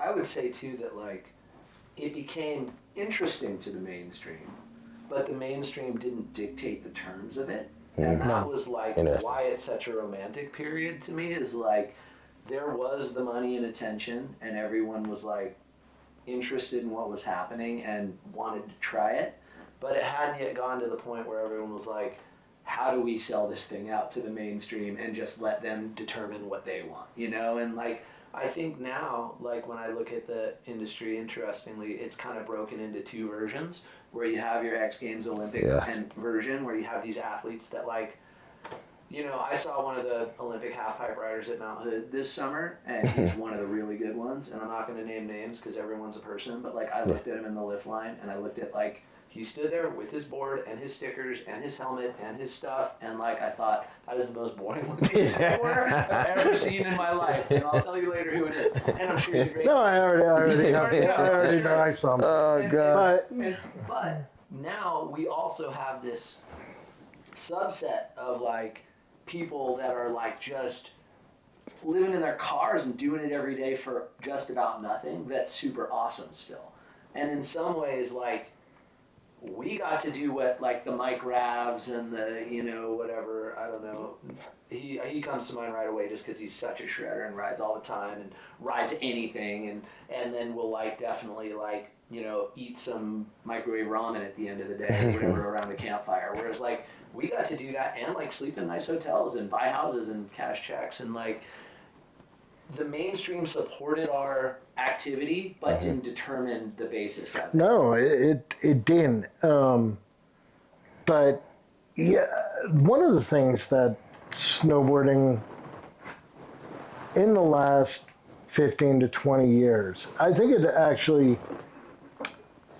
almost used to be like two camps. You were either, like somebody like Tex Davenport, or Fowler, somebody like that who just rode the biggest board possible, did the biggest shit possible, like a farmer. There was that, that was so unrelatable to somebody growing up in Vermont or in Colorado or in the Midwest. But there was that.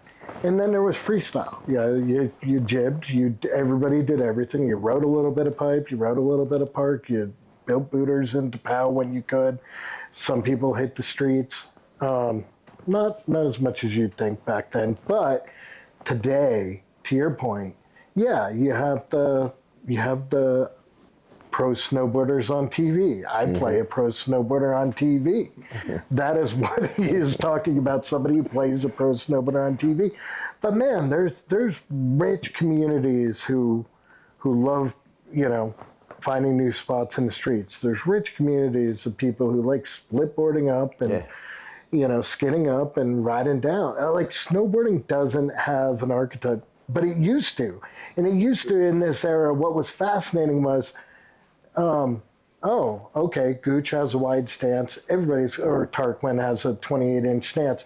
Next year, every kid who's looking at movies and magazines looks at their snowboard and T-bolts it to get a wider stand. It was a very herd mentality. It's like You're right. all of a sudden big pants are cool. Everybody's wearing baggy pants. All of a sudden low back bindings are cool. Bases. I feel like it's still like that. All of a sudden, but it's not like that anymore. Snowboarding, like surfing and skateboarding, kind of have a handful of uniforms and a kind of choose your own adventure path that are only like 2 or 3 paths. But snowboarding has so many. Like look at like you were jibbing.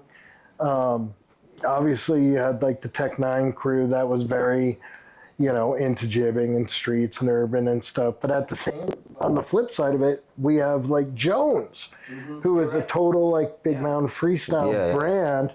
And then, you have Public, which is born out of the rope toes of the Midwest. And so snowboarding is a bit more of a big tent. And it used to not be. And imagine how easy it was for a brand to be like, somebody sets a trend, all those kids taking the fucking saucer, cutting their noses in Summit County, and everybody has to have their twin tip board, and the highest on boards are twin tips. And the next year, somebody elbow joints some bindings into baseless, and every brand's got to have a baseless. And it's trends. They must have been so much easier to, like, simpler as a brand to deal with that back then. Well, I think what's interesting and what I sort of referenced, I agree. There's more diversity in snowboarding. I'm 52 and I'm like sponsored as a snowboarder. Like that didn't exist 20 years ago or like 25 years ago in what we think of the golden age or whatever. And I'm grateful that it actually allows for that. And I think it's a better and more interesting community because of that. And I do think you're right. There's split boarders. There's the Jones type rider who is like, I just like to ride powder and I want to cruise, and that's like totally okay. Whereas in our era, you're right, there was kind of a uniform, and it was the same in skateboarding at the time where you had to have like big jeans, white shirt, black shoes, flat brim hat, and that was it. And the thing I liked about it was even though it was a little militant or, whatever, or strict in regards to what you could get away with, we were still leading we were dictating what those terms were going to be, and we still got the investment from the mainstream to be able to support riders traveling the world, having new experiences, snowboarding every day, snowboarding all summer. Yeah. Now, if you're a rider that's getting supported by the mainstream, it's true that we have that diversity of brands. It's true that we have that diversity even of pros, where Jones has riders that are just, big mountain riders and they're sponsored snowboarders, and then there's guys that, like you say, only ride the rope toes and ride, Highland Hills every day.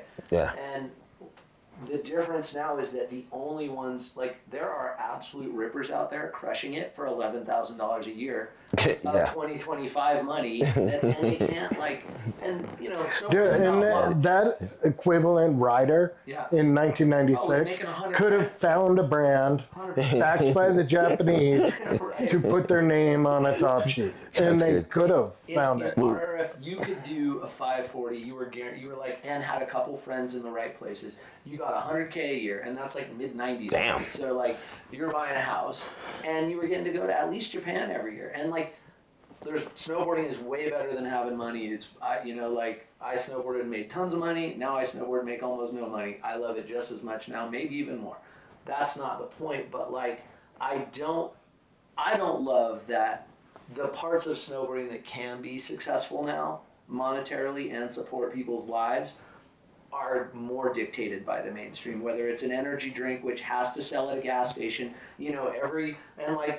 I know the people that work at those companies, they're cool. Those are ex and pros and people that have a sort of lineage in the culture of snowboarding, but they have to make a product that will sell to some truck driver who pulls over and wants a Monster energy drink or a Red Bull. Maybe I shouldn't name brands, but wants an energy drink to keep going. And so the X Games, the Olympics, the riders that are celebrated through those venues, Shaun White's a great example of a rider that can be an amazing snowboarder that just doesn't seem to inspire snowboarding. And I don't want to pick on him because I don't know him, but I know that Shaun White's ascendancy to stardom as an athlete more than even a snowboarder and an Olympian, etc., is completely coincides with the like disintegration of professional snowboarding as a soulful, pursuit that someone like Devin Walsh was doing, or Jamie Totally. Walker, or whatever. I think it's a complex circumstance, but Stevie, I know we're going on. No, you're good. This is all like, really, but yeah,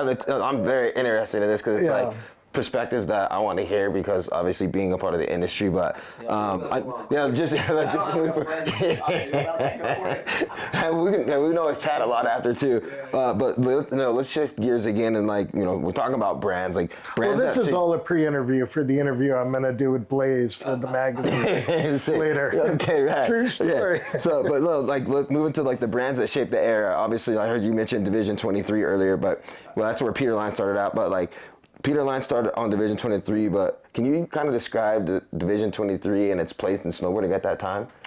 Well, everybody shines a light on Joyride, rightfully so, because Joyride was a team of trendsetters, people who were changing.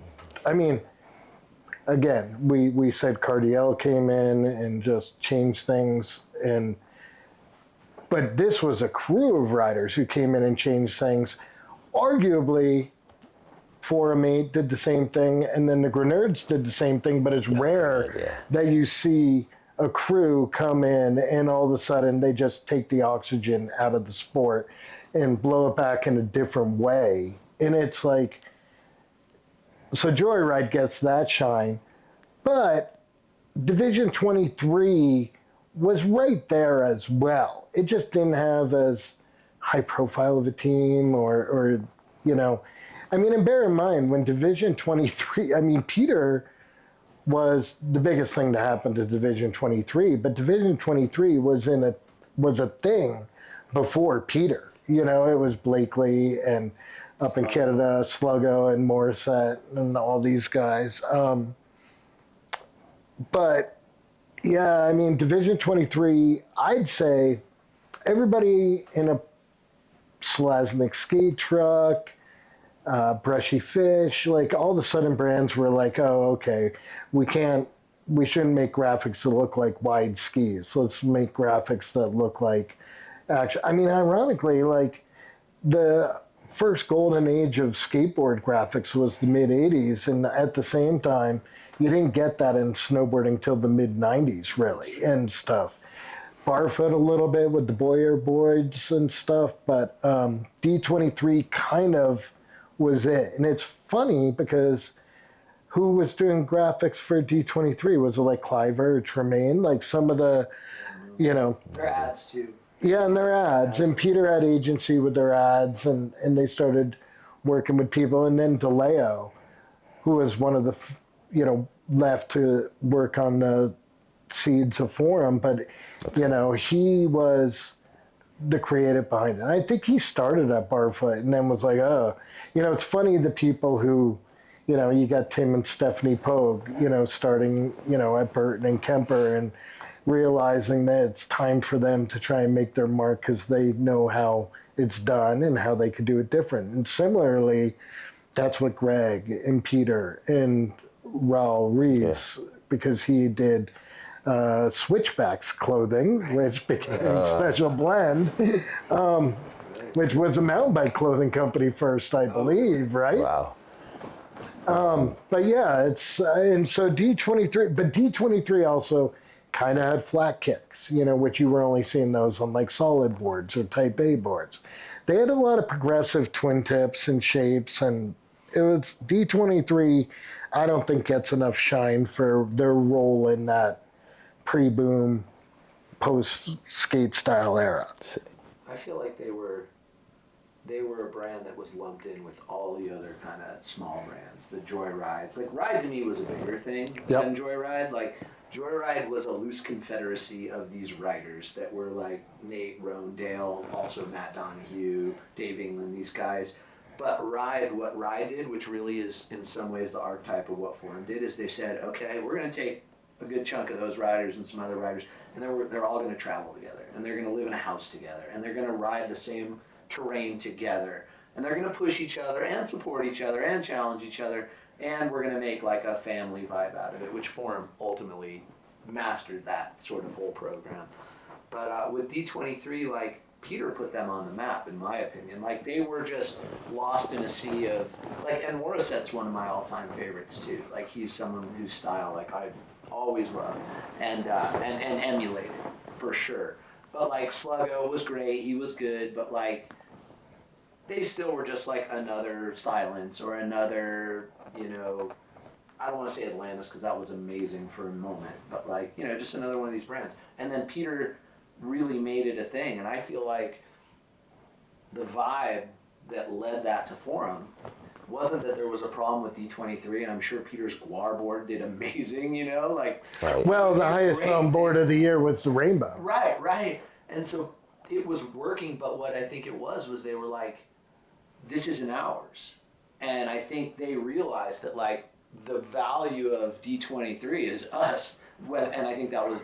I don't know DeLeo, but I get the impression it was him and Pete, and that they were like, and we have these other relationships, let's do this other thing, you know, and because I think, was D23 owned by a Japanese company maybe or something like that? I have no idea. That's kind of what I remember, but I don't know for Well, sure. that's a perfect lead into that. Like the next part of this is Forum's founding. I know Right. Forum jumped on the scene pretty quick. You mentioned DeLeo, is how you say his last name? Greg DeLeo. Greg DeLeo, Peter, Raul, and you know, a few other people.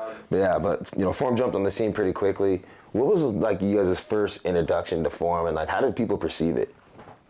Because I know it came like pretty quickly. It's from what you know, my perspective. Mac Dog actually asked me at one point, like, would you want to ride for them? And I don't think that was like a formal offer, but it was an interesting like question. And at the time it was Pete, and I think Bjorn Linus was the first, and BJ was like, Yeah. he was a kid, and he was like, we're going to put this kid on because we see something special in him. And he was like riding for Airwalk at the time, and maybe Airwalk went out of business or something, but it was only those two. And I remember Dogger being like, would you be interested? And actually it didn't have a name. It was, the Meridian was what they were going to call it.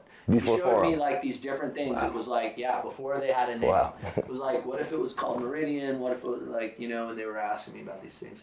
And only Dogger, like Pete never talked to me about it or anything. So again, like, I don't know that there was a consensus that I would fit. And like you and I talked about that last night. Like, I don't know if I would have fit. Yeah. Fit, you know. This you're still on Silence at this time. I was on Yeah, Silence, okay, yeah, and I okay. got to Just be to- like the just for- top dog on Silence, and I got to have a pro model, and like I was filming with Mac Dog, and I was doing all right, you know. But like Pete and you know, like my snowboarding is just different. Like those guys are like athletes. Like BJ's an athlete, you know. Yeah, like, he's a Viking. Even JP and like you know Devin, like those guys are like they just do it differently in a way. They're like really talented, you know.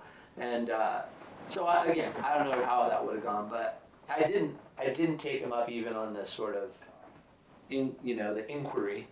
But I remember like him being like, we're gonna do this thing, and I was like, oh boy, that's gonna be good. You're gonna do a thing with Mac Dog, first of all, who has the best media, you know, outlet of all, and then you're gonna do it with Special Blend, and Foursquare existed, so like we knew what was possible. So I also think Special Blend had kind of emerged. I mean, yes, Sessions had some cool, you know, the Burton BioLite. There was cool outerwear, but there wasn't a cool outerwear company. totally. And I would say They were. the first cool outerwear company when it transitioned to Special Blend. And that was when they had Jared Eberhard doing ads. And the ads were kind of very similar to Division 23 in that, and it was, I mean, well, later with Forum, it was Nico, but, you know, they had a style. They were very, a couple of years, they're very similar. Not featuring snowboarding, which is interesting, because also at the time, you identified as a snowboarder, whether you were snowboarding or not. There was a lot more of that within, you know, the common ground and the through line of all snowboarders. It was more of a lifestyle. It wasn't more something you did to, I mean, and also, full fairness, I'm sure I didn't know 90% of the people in any lift line. I'm sure if I went back in time, maybe it just seemed like the only people I rode with or the only people I hung out with or watched the videos with before and after riding were people who identified as snowboarders. There were probably a lot of weekend warriors, a lot of people who tried it and didn't stick to it. But the Forum thing, when I first got wind of Forum, I mean, granted, I was in Vermont. I was primarily waiting tables at the time. I was still, trying to be a sponsored rider and stuff, but not, I knew I like, not like you. You're way better than me, but like I knew that like the people I rode with who had it, and I knew I wasn't one of those people who had it. I mean, who's going to turn down a free snowboard and a couple $100 to go on a trip? But, one of my best friends was this girl, Jamie McLeod, and she was traveling. She had won the U.S. Open, and she was starting to film, and she had met Peter and started riding with Peter, and Peter started giving her boards after the company, another fly-by-night company, Generics, went out. That was trying to do something cool. But she needed boards, and Peter flowed her boards, and that was the year of a seminal video, like one of my favorites of all time, where, Peter gave her boards, and she popped up in Decade. So my impression was different than yours. It's funny, the mythology of the people, I've heard 3 names of people who were approached to be a part of Forum. Three names. You, and I always get these two confused, Peter Strom or Frank Scram, one of those Euros. And then the other... I kind of remember hearing that. I kind of think it was and then the other Scram, one, actually. Yeah, and then the other was Noah. Oh, interesting. Noah was definitely Dogger was really pulling for Noah. I could see Dogger pulling for and Noah couldn't... Actually, I've heard the story. I kind of think Noah couldn't... No, somebody talked about it where they wouldn't let... Dogger might have talked about it. Tom Sims. Sims wouldn't let him out of his contract to join Forum. I think that was part of it. And maybe Peter had some opinions on it as well, saying, hey, this is something new and fresh, and here's a guy who's been pro for almost a decade. But that said, so my introduction to Forum was, at the onset, was through my friend Jamie, kind of being on the inside. She's still, she was riding for, the other reason why she was on Forum boards is she was on Special Blend. She was the only girl ever to get paid by Special Blend or get ads. And that was when like Nate Cole had the double line morph ad. Do you remember that one for Special Blend? Did Cheryl Mass never ride for Special Blend? Nate Cole I don't think so. No, She was Vulcan. Oh, and then she rode Forum boards. Was it Rowan who was on Special Blend? No.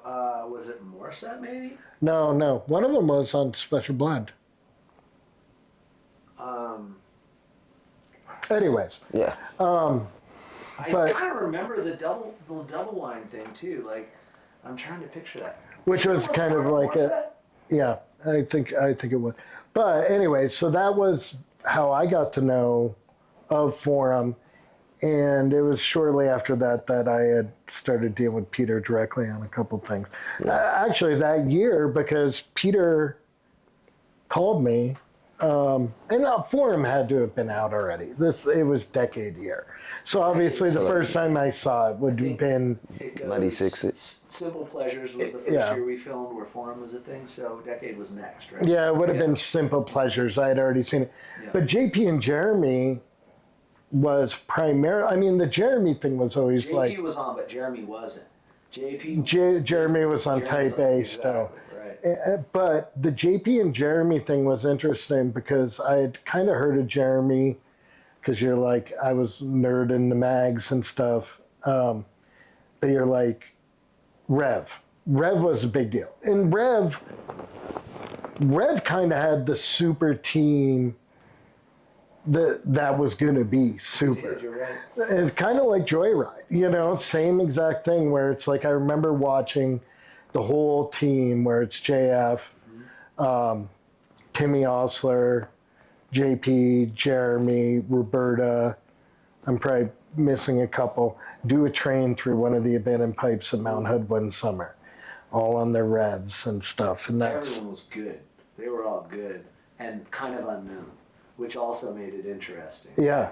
In the same way that you hadn't heard of those Joyride riders before. And then Warriors came out. Right. And Warriors was where I was like, JP and Jeremy are next level. Sick. Speaking of new face, go ahead, Brett. Interestingly, with Warriors, it was Mitch more than even Jeremy. Mitch Nelson is another one.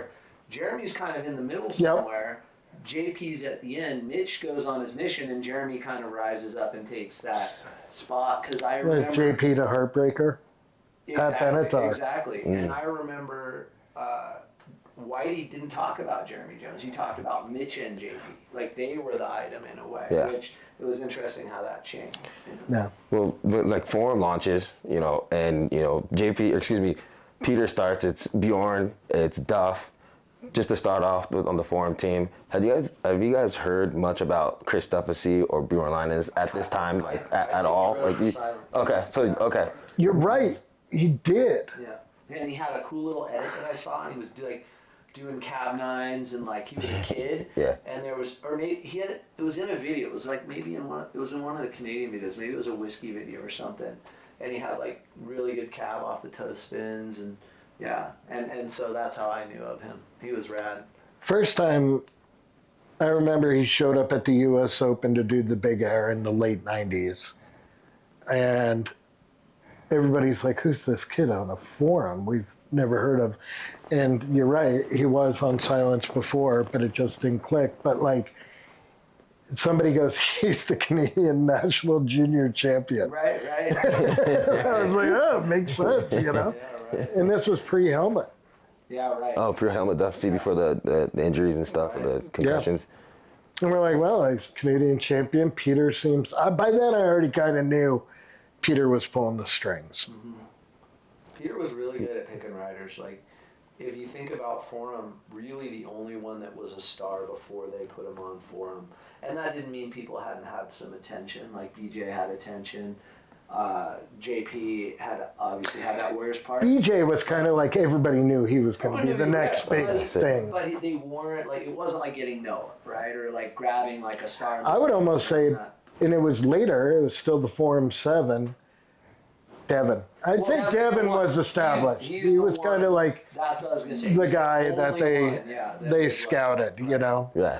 It was pretty much. I mean, Malamy rode for Hot, like all these guys rode for. Well, yeah, and Hammer and all that stuff, a lot of those guys. But I remember Peter told me years ago when I was interviewing him or something, Peter's like, the through line of everybody I wanted was they were riders who could bring something or do stuff that I didn't think I could do, or I didn't think I could bring. Well, he was really Which is good a at very picking. selfless and big picture type of mindset. I think Peter actually, it was amazing the way he put a program together that, like, for someone that was as big a star as he was, completely celebrated, say, JP, who rode a completely different way, and, like, ushered in a type of riding that Peter didn't even really participate in. And Devin, who also, like, there was more crossover maybe with terrain, but not tricks, not style. Devin was all about the, like, 180 where you don't move over something big. Peter was flipping and flopping. Yeah, but also Devin was nuanced because a lot of Devin stuff was switch. Right. But not inbound switch. It was switch into BC backcountry, which was ridiculous. A very nuanced thing that if you knew he was going switch, you were like, well, that's the craziest thing I've seen in this whole movie. A lot of what he was doing was crazy, even forward or switch. But my point is just like, Peter didn't build an army of clones around him, like you say. He allowed these other people to fully become. Well, I remember I asked him, I'm like, so what is it about Stevie Bell? And Peter goes, he's really good at hosting podcasts. I remember him saying that. Which was so weird. It was like early mid 2000s. That's not a joke on the show. Oh man, Pat, I love you.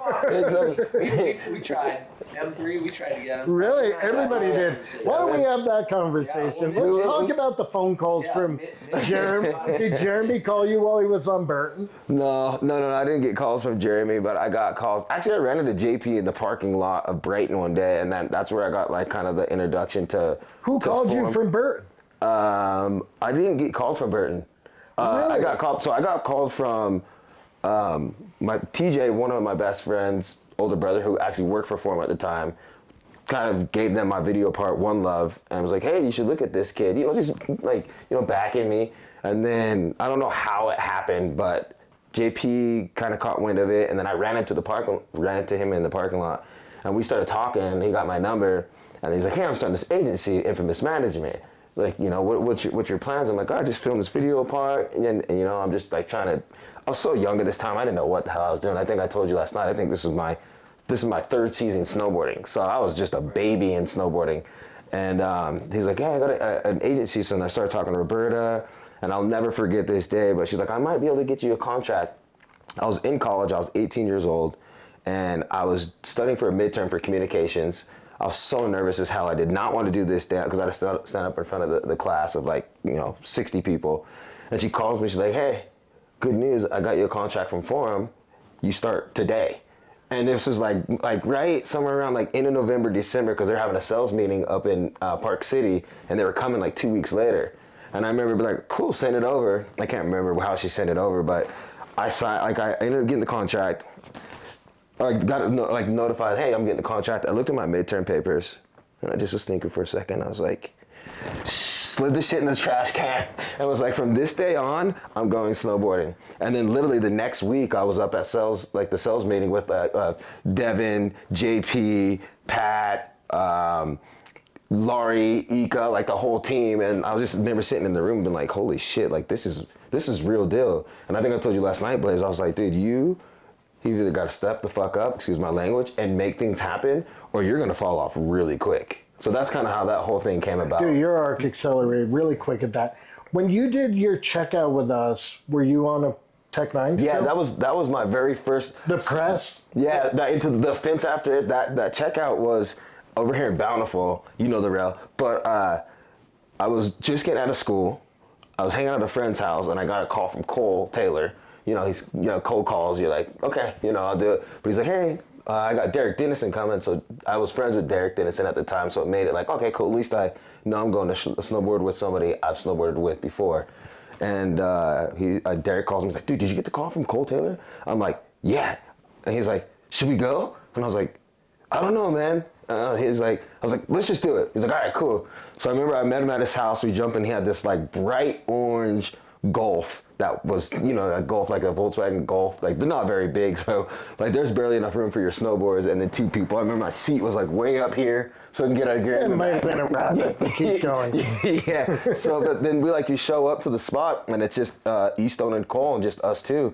And there's not a ton of snow around, but we're just like, hey man, let's make this happen. But that was that story, that on deck, which that was a monumental change in my life. That was my first editorial photo and stuff, which was really sick. And my parents were like, wait, what did you just go do?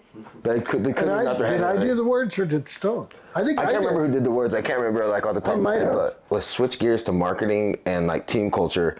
What does it mean to you in snowboarding to have teams that evolve, the DC team you mentioned and the Forum 8 team, and you mentioned the Division 23 kind of had a team. Well, Joyride. Yeah, Joyride and some other places, things that you mentioned. But what does that mean to you guys as the team started to evolve in snowboarding and kind of create these powerhouse teams?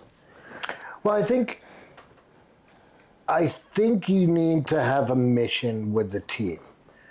Like I mentioned earlier, Peter said, I assembled a crew of riders, kind of Voltron style, where you're like, what can they bring to it that I can't bring to it?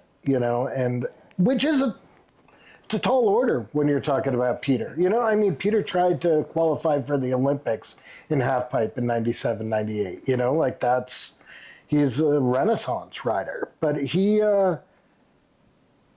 team is if you see a team, we all think a team, it's a whole. Yeah. You're part of something bigger than yourself. I think that's lost on a lot of teams these days.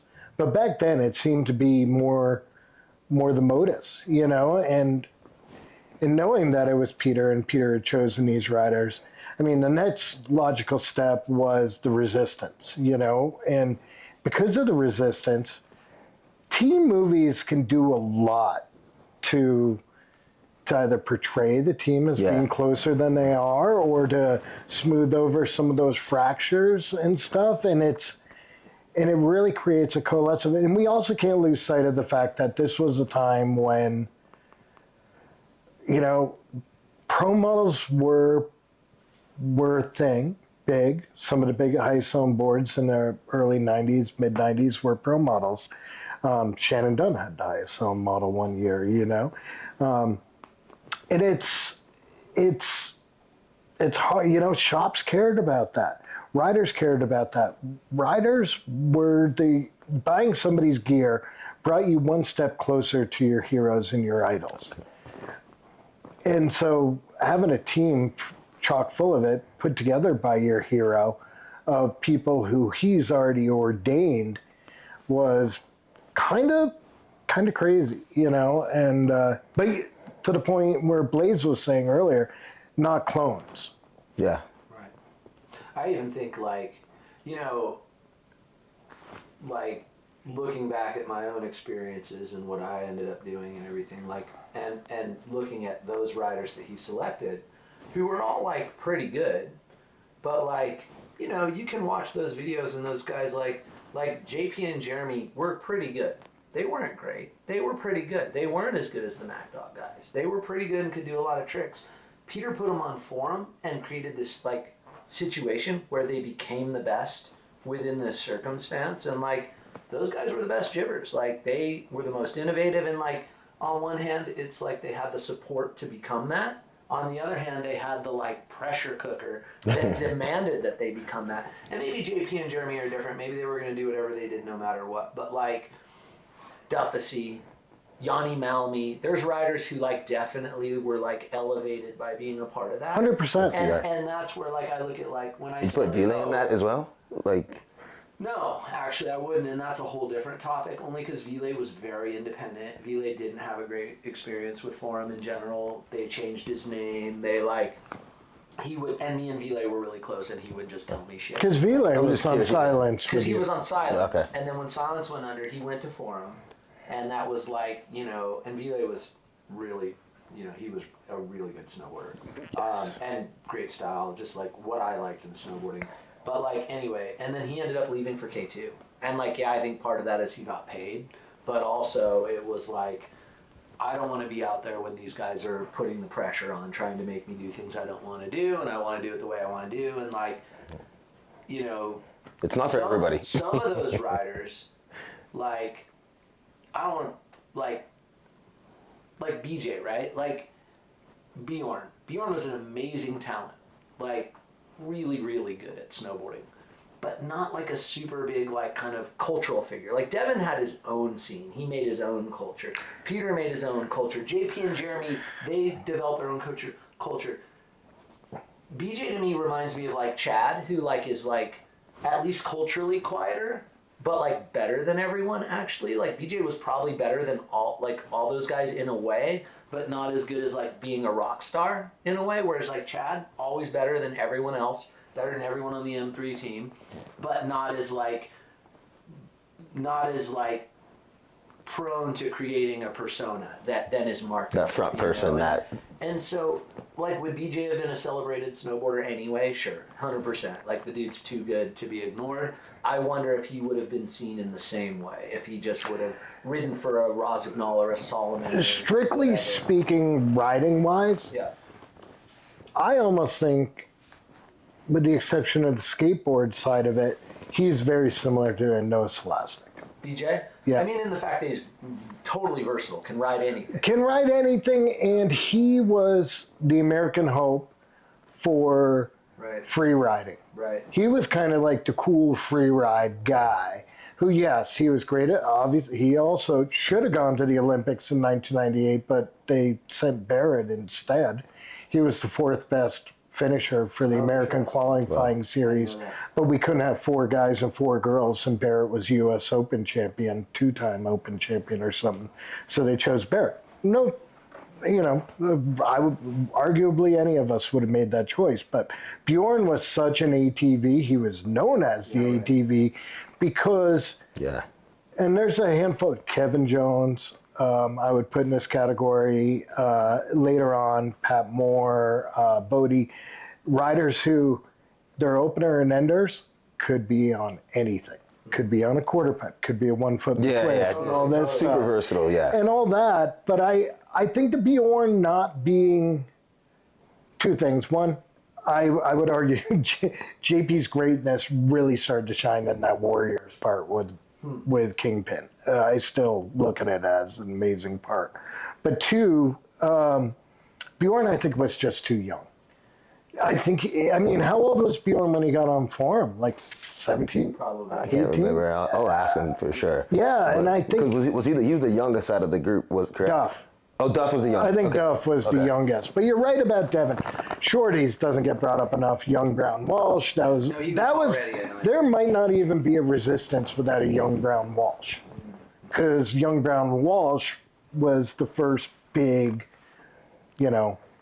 team movie that people watch since no one made Burton. videos. But Shorty's was a skate company, and skate companies made That's the other thing. So they just did the thing that made sense to them, and it ended up being cool. Let me ask you this, because we're pretty much talking about it. Why do you think the marketing team was so impactful when it came to marketing the Forum 8?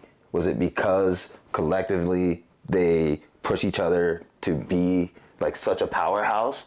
Or was it just the way it was portrayed through, like what you said earlier? Like This is a big thread for me to pull, so why don't you go? Okay. To some extent, really. Well, I live with part of the marketing team, so I have an opinion. Who did you live with? Evan Rose. Oh, you lived with bros? Oh, yeah. Sick. Okay, cool. I mean, Well, I still want to get your take. Go From an ahead. external perspective, the way I saw it was that, like, first of all, the Forum 8, the whole term and the idea of it was to counter Burton 7, right? Like, Burton had their 7 program that was, and the 7 program was to counter Forum. So, like, Forum comes around, Burton's feeling the heat, they start 7 with Jason Brown, who's there kind of like the closest thing to one of those riders, also an amazing rider, and put, like, Giggy and whatever on there, and, like, and then Forum does the 8 to, like, we're even more, we're 8. And it came out before, like right when Burton's announcing 7, all of a sudden all the Forum marketing and they just blast it. right away They were they better at dunked on marketing. Burton. Burton has always been like this battleship, and they're like good at going in the right direction as a brand. Like, they made bindings better, they made boots better, they keep things moving forward, but they've never been nimble in that way. Like, Burton would do things that were cool 2 years ago, I feel like, whereas Forum was so in the moment they could like react to Burton had stopped innovating. Somebody else came up with the baseless binding. Then it was Burton. Rev came up with the channel, and then it was Forum, then it was Burton. So yeah, they had largely become, like the big ship that takes forever to turn. But the one thing I would say is that the Forum team was so, like, it was, like, there was a lot of intervention, like, into the riders' lives, in the sense that, from what I understand, like, people were told what to wear, people were told what to do, and in that way it was kind of like, and this is like, this is where it sort of departs from, like, my perspective of Pete as this sort of individual genius and, like, kind of a weirdo, is it kind of became the boy band of snowboarding. Like, it was like and this is where, like, you're discounting Supernatural, but keep going. okay, Supernatural the brand, okay, with what Matt Hammer and that kind of, John Roth. right. But John Roth was never like that big. Matt Hammer was big, but he wasn't as Bishop, big. all those guys, yeah. Whereas, like, John Forum, Jackson. all those dudes were big. Yeah, John was. I mean, you're right. It was like the boy band where, like, it was a really contrived program, and, like, I know there was friction within those ranks. Like, there were people, and, like, we've talked about it, but even more, like, Vile would tell me things, like, I heard, rumors about this and that, and, like, We'll leave that out there, but yeah, go ahead. yeah, okay, let's not go down that. Let's not. Well, then where am I going? Like, what was interesting about the Forum? Yeah, and like the marketing and what made it so impactful. I can and what speak to separated them this from I have the a rest. different. As to the marketing side, I see a different side of it because I was on media. Right. Started. First time I really started interacting with Peter is he was guest editor at Snowboarder Mag. I was waiting tables at night as a field editor in Vermont, and Peter called me as like, "Hey, I'm guest editing. Do you want to interview your friend Jamie McLeod?" And I did, and that was like a continuation of. And Peter's obviously. I look back at it now. Peter would digest the magazines and the media, and something happened with me and Peter. But to the marketing side, what I saw was, I want to talk some shit. Yeah, like talk shit. Finish that and then like and then say your piece. No, but to my point was Peter, there's a lot going on behind the scenes. So we talk about how Peter chose riders who came into their own on Forum. Part of that is the fact they took a page out of Bert and got the best staff photographers. Right. They had MacDog. Everybody looks at MacDog as, yes, he was the biggest chunk of that media presence pie, but also there was great creatives behind it with Nika Archetypes, doing the ads came out different. Similar to D23 or similar to Special Blend, where you've got Scorpions or whatever, in the ads, really cool. And the photographers, Rob Mathis, Cincha. I mean, you had all the filmers for MacDog too. And then you had Jared Everhard coming in after a couple of years, who's a creative behemoth, within the space. And then they had Travis Wood. So they also had a guy living in Southern California. He was basically trans-world snowboarder. He'd just show up with binders of photos and be like, here you go. And at the time, from our end, movies were king. So I worked at a magazine and we started running sequences. Because the closest thing to replicating that sensation of takeoff, landing, video clip was sequences or morphs. Like there was a strategy behind it. And he would just show up with stacks of binders of everybody. Anybody you wanted to do an interview with on Forum would have one of the best interviews of the year. I mean, it wasn't even a question of like, do they have the photos? If they were on Forum, they had the photos. And that's part of the hype machine. Engine, like they effectively. I had never done a walkthrough for product in my life, and I was living in Vermont waiting tables, and they're like, hey, come to 4-star distribution, do a walkthrough. And it became a punchline how much stuff I left with. It was, in hindsight, I became embarrassed pretty quick at getting like 4 pairs of pants, 4 jackets, 2 roller bags. And it's like, damn. And it was legend at the time where it's like, they're lucky he didn't take the receptionist's desk. I mean, I did plenty of walkthroughs. Oh, God. But I had never done anything like that. And sure enough, and then years later, with the relationship with the program and the brand and stuff, it was almost like I couldn't avoid it. They almost were like pissed if I didn't show up. In your face. Right. Well, I agree with you. That was like so out there and weird that all of a sudden that was the impression I got more so than whether I liked it or didn't like it. It was like something's going on here I don't get yet. So it intrigued me. The ads might be the first ads with the personality, and there was a sequence of riding, I think, on the bottom in the strip, but it would be the Scorpion ad. And was Scorpion Dufficy? That sounds familiar. Yeah, I mean, you got the earworm of an ad when people parody it, with the cupcakes or whatever. So I'd say if you're talking about aesthetic, I think that's the best. If you're talking graphically, these boards, I think, are a high point. For sure. Just because it was the beginning of, once again, Peter being kind of bucking conventional with, like he did with the Rainbow. And the Dick Nose Pony. But later, the Dick Nose Pony was after these. But yeah, it was just like... That's the reason, too. When I say... Have any of you guys ridden one of these boards? No. I've ridden, not this one, but I rode the one that had the kid, the red base, the kid that has, it's similar to these, he has the Dracula fangs, and it's bleeding out his mouth. Do you remember which one? That's the next year. Oh, that's the next year. But these boards, aside from the fact that he's playing chicken with the buyers at shops, being like, kids will love it because you hate it. That was just an affirmation for him. But I told Blaise, these boards ride horribly because there's no side cut. Because this was at a time when Peter thought he could go bigger on transition if he had less side cut. I see what you're saying. Okay, awesome. Okay, moving to the next one. Those are great answers. If you could boil, I got 2 questions left for you. If you could boil it down to one word, what would be your lasting? Excuse me, let me say that again. If you could boil it down to one word, what do you feel Forum's lasting impact is on snowboarding?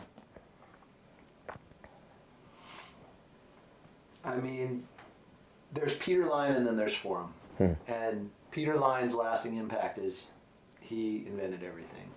And Forum's impact is, like, I think to some extent, Capita could be a protege of Forum, like a real team-based thing with a cool group of people, and I think Capita is probably the coolest thing out there right now. I think other brands that have pulled off being cool, even if it's like Solomon, who like has had periods where it feels like Solomon's actually cool, it's because they do what Forum did. They have a nice little team of people, and they have some cohesion within that team.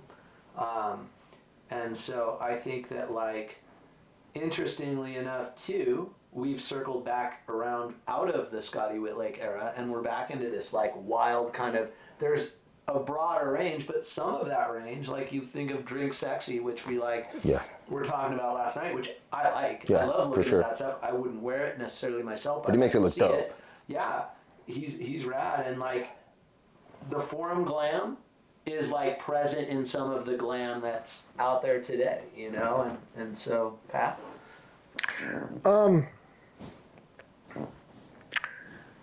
I just think it was one word. Excitement. Excitement. Okay. And you know, that's a nicer way of than saying hype. Excitement. Almost hype is the best word. Hype. I would say hype too. Like, again, I'll talk shit about how those guys were like, it was contrived and superficial from a fashion perspective, but they were the best snowboarders. And like, well, if anybody else tried to do what they were doing and how they did it, it wouldn't have succeeded. Well, that's a wrap for Forum Chronicles. Season 1, Episode 1. It's been epic. Some rad stories. I want to say thank you, Blaise. Thank you, Pat, for coming down. I know it's last minute.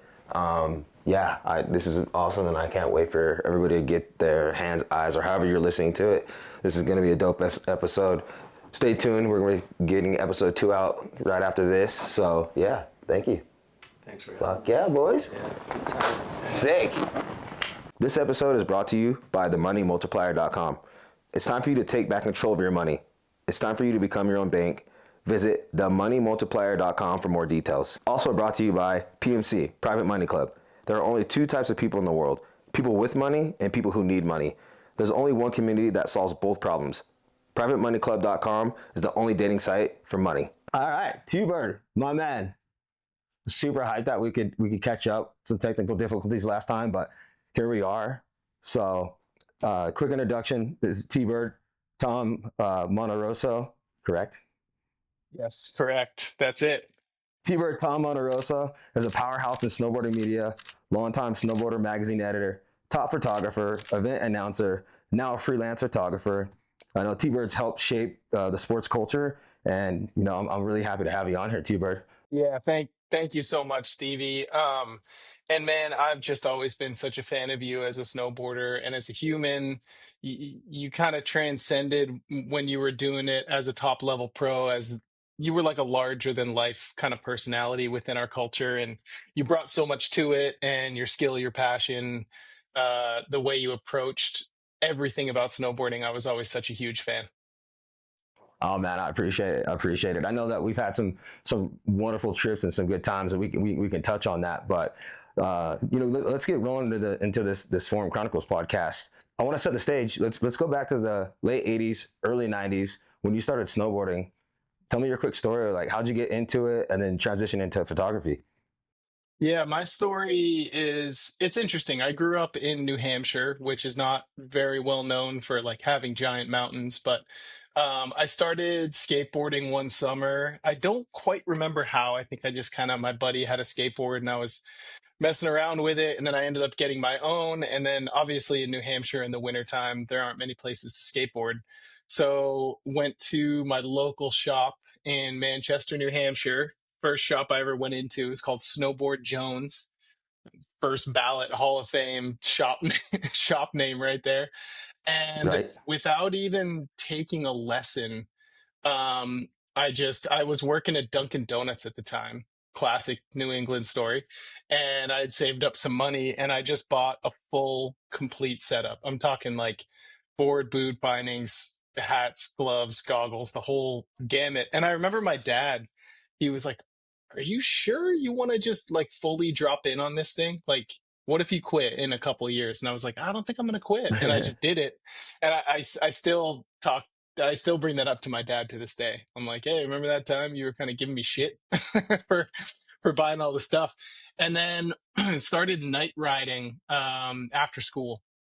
And I'll never forget. I think like the first true snowboard memory I have is I was riding the lift. There was one chair lift, I think two rope tows at McIntyre, and I saw this kid come down. He was on a blue ride snowboard, and it was the old ride logo with like the arrow, and the ride font in it. So I want to say it's 90, 94, 95, something like that. And just kind of he was ripping down the trail, and then he popped off sort of into the woods, ollied, and like nose bonked like a snow gun, like Yeah, it yeah. almost looked like a pole jam coming out of the snow. And he just bonked it with his nose, and I heard the tink, and I was like, what the fuck was that? Like, I'd never seen anything like that. Fast forward to a couple months later, and I find out it was Matty Ryan of all people. No Who way. No it was way. yeah, it was Matty Ryan, Legend and he was the himself. local Snowboard Jones pro. And that is like a vivid first memory that I have of snowboarding. And from there it just became like a full-on obsession, more so than skateboarding. I continued to skateboard, but snowboarding was like my passion. It's like everything that drove my decision-making process in the coming months and years after that was all based around snowboarding. Hell, that's so rad, man. It's crazy Yeah, it that was it's Matty cool. Ryan. Like out of all people, like Yeah. legend himself. Shout out to Matty Ryan. That dude's so sick, man. I don't know if I've ever gotten the chance to tell Maddie that story, but hopefully one day, or maybe he'll watch this podcast. But yeah, it was Maddie. And then That's so sick. another local like sponsored kid was Luke Matheson. I don't know if you remember him, but he rode for Rome for a long time. Got a snowboarder cover back in the day. He's like a buddy of mine that was kind of like the East Coast pro. He was really sick. So those were kind of the two early inspirations I had on like a local regional level, where I was like, oh damn, you can get good at this no matter where you live. That's really sick. That's really sick. So that's rad. All right. Well, that brings me to my first question. What was snowboarding like? What was the vibe like in the early '90s when you got into the scene? Yeah, it was interesting. I don't want it to sound like, some of the generation before me were like, I was the only snowboarder on the mountain. If you saw another snowboarder, it was rare. It wasn't rare to see another snowboarder, but I do feel like there was still that camaraderie where outside of my little crew of snowboarders, which were all my skate buddies, we were pretty tight. But you would actively make friends on the chairlift just because they snowboarded. You'd be like, "Oh, what kind of board is that?" There were so many new companies popping up and getting into the space that it was still very counterculture, but you could tell it was definitely starting to gain popularity. It wasn't weird to be a snowboarder unless you told someone who didn't snowboard, if that makes any sense, right? If you Like told like an older totally. person who spent their whole life skiing that you snowboarded, they would still be like, it's just a fad. It'll phase out eventually. Um, but it definitely had a very, in my scene, I can only speak for myself, it had like a very skate vibe to it. Like our crew that would go skate together would go snowboard together, and it felt exactly the same. Like we'd go skate this little plaza near my high school, and then in the winter we just go to the mountain, and that plaza became the McIntyre or Pat's Peak like terrain park. You would literally just lap the park and hit some rails. I don't even know if there were like boxes back then. I don't know if like boxes had been invented yet. It was just this like shoddy little rail setup and a couple jumps. and you would just get 100 laps on it every single night after school. It was unreal. Was it a Um, rope tow? but as far it had two rope tows and one chairlift. And the chairlift Okay. only went, I think the vertical drop of McIntyre is like 600 feet, Oh, 700 tiny. feet. So, I mean, the chairlift ride was like 2 minutes, you know? Um, and then we kind of graduated to Pat's Peak, which is a little bit bigger of a mountain, probably like 1,200, 1,300 vertical, like had a chairlift all the way to the top that took 4 or 5 minutes. But again, you just go straight to the park and just ride park constantly. So, I mean, the vibe was there was a ton of energy behind it. But looking at it now, after being in the industry for 20 plus years, I don't think there was at that time like a ton of money in it. I remember Ride was a really big company. Burton was huge. They had like a stranglehold on the whole thing. They were just making all the right moves, but it didn't feel like corporate money had come into it yet. It still had that kind of skate vibe, if that makes sense. Yeah, it was kind of in its infancy, so just getting there. Yes, But 100%. Yeah. same thing with me. Like my crew growing up, I was a skateboarder, and then when the indoor parks closed during the winter, I got bored, and then finally my friends convinced me to go snowboarding.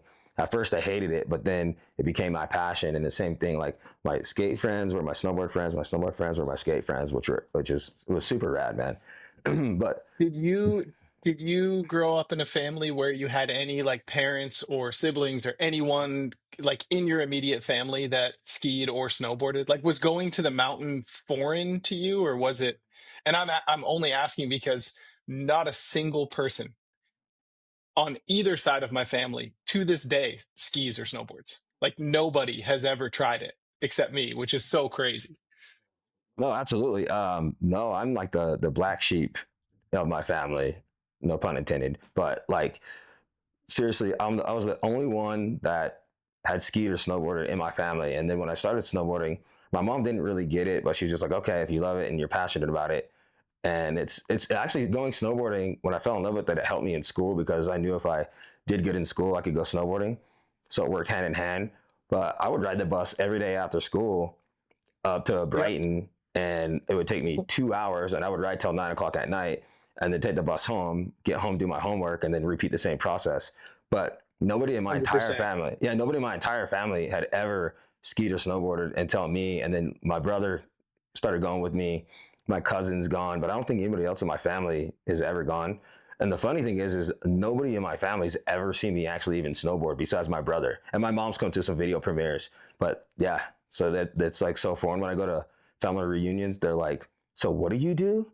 And then I show them a video, and they're Yeah. like, "You're gonna kill yourself." I'm like, "Yeah, well, I mean, that's okay, thank you, but this is what I Yeah. do, you Yeah, know." it's a possibility. Yeah, I mean, so is Yeah, driving a totally. car, you know.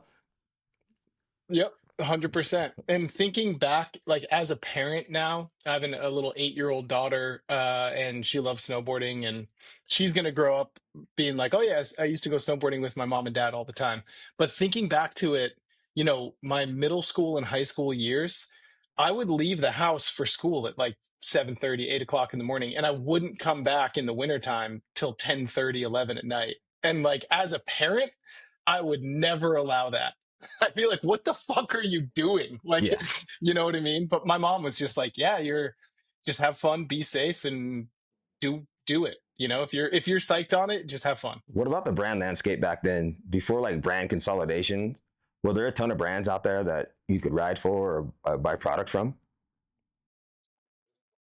Before I got into the industry, I didn't have the keenest eye on what was happening behind the scenes, but it certainly seemed like there were more small independent brands to ride for. Um, obviously you still had like the big players like the Burtons, the Rides, K2 was making a big push. But there was definitely room for disruption for like a smaller brand to come in with the right marketing plan and just kind of take the snowboard world by storm. Um, at least that's how I saw it. And oddly enough, the first time I really saw that happen was the first time I heard about Forum and the Forum 8. That was I think, a watershed moment in both the snowboarding industry and the snowboarding profession of holy shit, what is happening here? This is one of the craziest things I've ever seen in my life. Like, this can't be real. This is happening so quickly.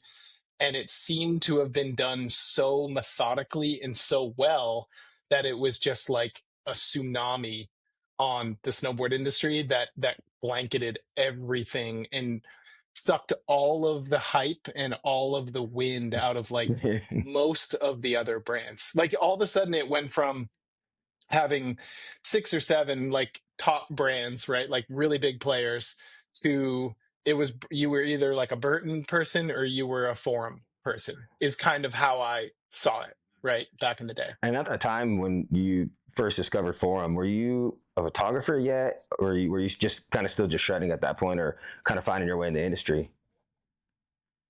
No, I was in Okay. college. Yeah, I was in college when Forum launched, and I mean, I vividly remember it was the closest thing I've ever felt to like when I before I snowboarded and I was just into skateboarding. Mhm.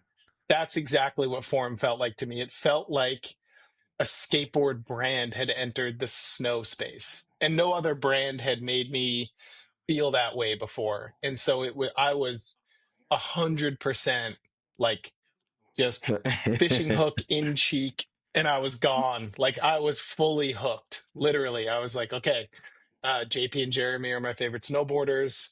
I need to get a Forum board. I need the boots. I need to look like them. I need to try to ride like them. Um, yeah, it was pretty crazy. It was wild, and I saw that with most of my Yeah. friends. Most of Yeah. them. It kind of took the industry by storm, like you're saying. But what was your first introduction to Forum? Like, what was the first thing you saw that like caught your eye? Was it a video? Was it a board? Was it a magazine shot? What hooked you? What fish hooked you to locking on and wanted to buy all the Forum gear? That's a great question. I think it was the Resistance. Okay. Yeah. I think it was sitting down and watching the Resistance with my buddies. It was just absolutely mind-blowing. I mean, the fight scene Oh yeah. on the highway overpass when they all start beating the shit out of each other. Again, it felt um it was oddly reminiscent of like a Birdhouse video or Hmm. something. Like, remember the Or Birdhouse Zero videos or would have something. Yeah. like really high, yeah, or Zero. Shorties. They would have like high production quality kind of like skits. Um, and it just and snowboard videos had that. Don't get me wrong, they definitely had that. But this was, and maybe this is Mac Dog's influence, right? It was just like a different level of that. But then the riding also mirrored Yeah. it. Like, the production value was through the roof, and the riding was stuff that I had just like never seen before. And all of that kind of boiled over the pot and like just filled my cup. I was like, this is all I need. Like, I just need this video, and I need to watch it every time before I go snowboarding every single day. That's dope. What was your Yeah. first Forum setup? What board did you get the board boot binding, and did you go with Foursquare or Special Blend outerwear? I don't think I had the bindings because I didn't have enough money, but I definitely had the Forum team boot. It was kind of like the bubbly white, red, gray looking one, if I I know remember exactly which one you're correctly. talking about. Um, and then I had obviously the Forum JP Walker. Like, that board just spread like wildfire throughout the whole scene. And it was funny because I used to get pissed when I would see people who had the same snowboard as me. Kind of like when you go out with your buddies and you see someone wearing the same shirt as you and you're like, fuck, that sucks. Like, now I want to go home and change. This was the opposite. You see someone else with not just like JP's board, but with a Forum board, and you're like, fuck yeah, that's my people. Yeah. Like, that's my guy right there. Did you hear Peter Line before Forum, which is Division 23? But you just said that's the first time you heard of Peter Line, correct? I did. I saw a couple ads in either Snowboarder or Transworld back in the day, D23 ads, and I remember thinking the name was super cool. I had no idea what it meant. But thinking back on it, I don't know what any Yeah. brands meant, you Yeah. know. I don't know what their names meant, but I remember seeing it and the ads were super cool. I was a big fan of Peter from previous videos like technical difficulties and simple pleasures and stuff like that. I'd seen Peter before and I loved the way that he approached snowboarding actually. It was like squirrely is like the way I would describe it. It was like light and quick and explosive because he was a little dude. I was a little dude. And I remember being like, whoa, that the way that dude like moves on a snowboard is different from other riders I was looking at the time. Like Kevin Jones was just Yeah. pure power. Like that dude was fluid, but he was like an explosive, powerful, kind of like squared up, just really solid foundation type of snowboarder. Whereas Peter was just kind of a little squirrelier. I don't mean that as an insult. I mean it as More like of he's just a lightning limber, fast, light-footed like kind of little. snowboarder. Yeah, like little micro movements, and then he would just like explode off the lip and had significantly bigger, like better pop than anybody that I saw at the time. So that was my D23. I'm not gonna lie, I never like wanted to buy one of their snowboards. I was always drawn to other brands, but I remember seeing Pete and being like, dude, I connect with that dude's snowboarding. Like whatever he's doing over there is like pretty That's special. rad. That's rad. Let's switching gears. You know, because we just kind of touched on it a minute ago. You know, I know that you mentioned earlier that you saw Resistance was kind of your introduction to Forum, but how did you perceive it? Like when it came and just because it went Resistance to True Life, and all of a sudden it was just like this gangbuster. Like it was like this all star team is like um, the what was the dream team of the global basketball kind of So what was your perspective on that? Yeah. I mean, my perspective was I couldn't believe they had put this team together. And obviously JP and Jeremy were like the marquee. To me, they were kind of like Yeah, the pillars of the brand. And Peter, because I had known about Peter. But then you start seeing like you're like, whoa, this Devin Walsh dude is smooth as shit. And then this Bjorn Lyons guy he can ride transition, he can ride rails, he can ride park and backcountry.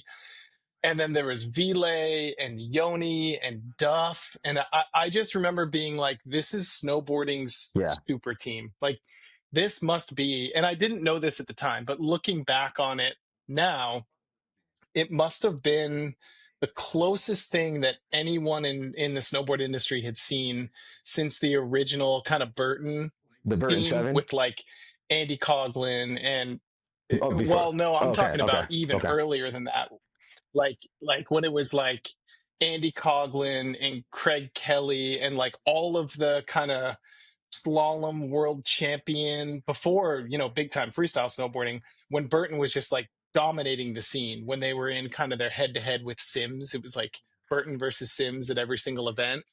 And even Sims too had, Palmer, they stole Craig, they had Kidwell. It felt like that, you know. But at the time, I hadn't experienced that, so it was completely new to me. And not only did they put this team together, they fucking blasted them everywhere, Yeah, everywhere. Like I almost couldn't believe how quickly it took over. And again, in retrospect, looking back on it, I'm like, holy shit, they must have been spending so oh my much gosh. money, like so much money to get all of that coverage. And this was also the time back in a time and place where you didn't have the contest person or the video part person. Snowboarding hadn't siloed out yet. Like Bjorn almost made the Olympic halfpipe team. You know what I mean? But he was filming for True Life. So everything blended perfectly. Like you'd see JP and Jeremy in the X Games. So I saw them at Mount Snow, Vermont, because I was living back east at the time. And I was like, holy shit, that's JP and Jeremy in real life. Um, and then you would go home and watch them on your television. And that was the first brand that connected those worlds for me personally, because, you know, I had seen Terry A. Hawkinson at the US Open, but I wasn't that close to the course. X Games, I was on the Yeah. banner line, like high-fiving Barrett Christie and Salema Masekela. I remember seeing him for the first time, and I was like, "This is fucking crazy." But seeing the Forum crew is what really kind of got those like Yeah, brain yeah. synapses like really firing and like pulled me in by the heart, you know, into the That's into the funny you culture. mentioned X Games. Actually, I was going to ask that question. What was it like seeing snowboarding in the X Games? Well, actually, what was it like seeing snowboarding transition from like just like a punk rock outsider, you know, small industry and transition into mainstream? And then, you know, once they did X Games, I think the first X Games was 95 and then 97, I believe, or was it 96 or 97? I can't remember the exact dates, but then like you said, JP was in there, Peter was in there, and a few other forum riders were in there. What was it like seeing, you know, the forum guys on X Games, or just even seeing snowboarding in X Games for you? I'm sure that was kind of like, whoa, what the hell, you Yeah. know? And it's funny because I can't even remember how I got to the X Games, because Mount Snow from where I grew up is probably a 3.5 hour drive. I don't remember how I got there, but I remember everything about being there. And that kind of says it all. It was literally quite literally a life-changing experience for me. And I can also say the same for the Sick. Burton US Open when it was at Stratton. I mean, that vibe, that atmosphere, um, was just something I had never experienced. And I grew up, you know, going to Celtics and Red Sox and Patriots games with my dad. It was the closest thing I felt to that, but it was something I like really truly cared deeply about. So it was a game changer for me, for sure. And I was so bummed when the X Games left Mount Snow. And I don't know where they moved after that, but I remember hearing they weren't coming back, and I was like, shit. Hey, like bummer. Yeah, that's dope. Uh-huh. Maybe So that's what sparked the whole like, I got to move out west at some point. Like yeah, that's just where it's all happening. yeah, everything's out west as far as snowboarding goes. Uh, Yeah.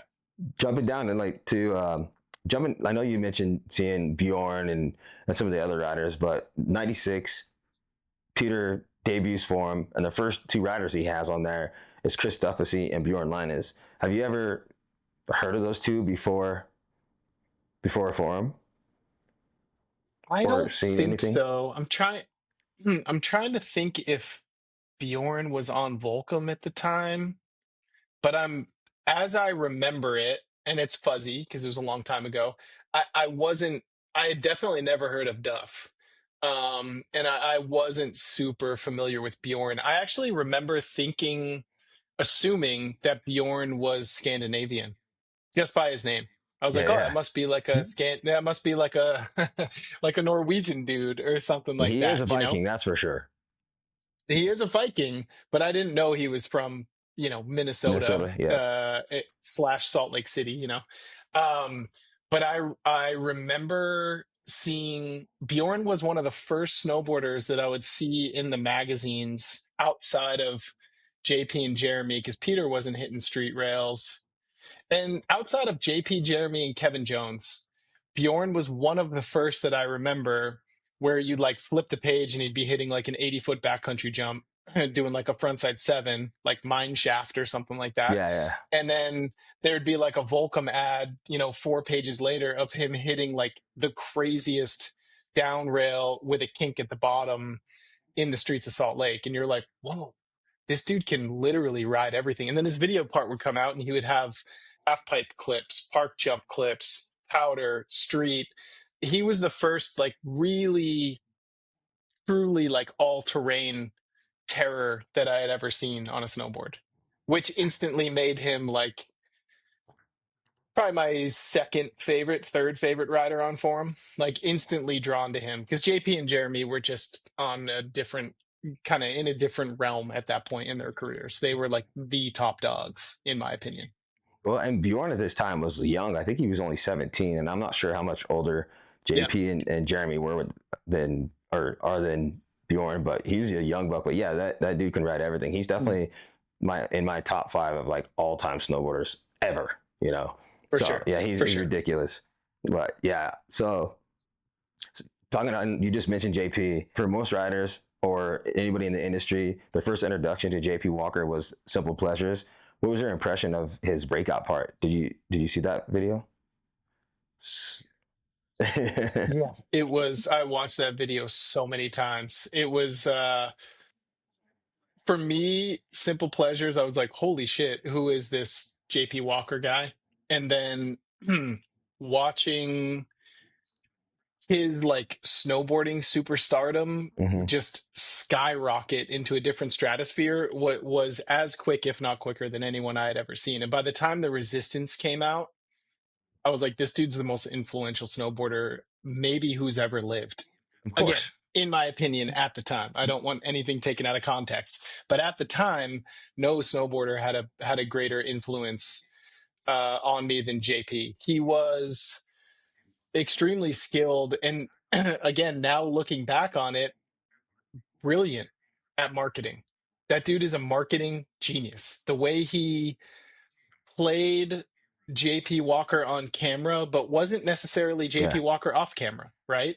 He was a larger than life superstar in snowboarding that, like, the first time I ever saw JP Walker, like, I don't want to say fainted, but I was like dizzy fanned out, because it was like seeing LeBron.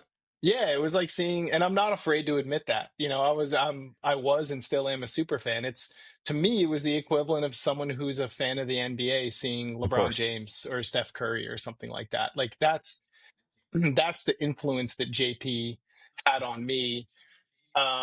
And Jeremy, I was just as big of a fan, but he was a Yeah, little yeah, more low key, right? Like he was just like, I'm gonna let all the riding do the talking.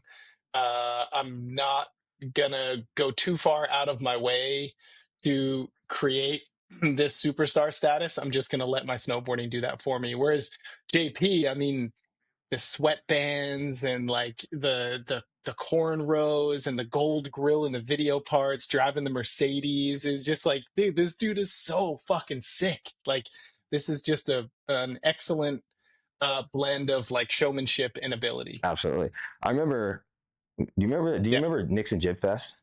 Hmm. I remember seeing JP Walker do a switch nose press on that C rail, and I was at this point I was still new, really new to snowboarding. I think I started snowboarding during um, True Life, but when I saw the Jib Fest and I saw him switch nose press that C rail, instantly right there, I knew. I was like, that's the kind of level that I have to get to, that I want to get to. Watching JP do that, that's like, it Yep. lives rent free in my head still to Yeah. this day. That shot was like, I was like, I don't know why, out of all shots, that shot was a game changer for me.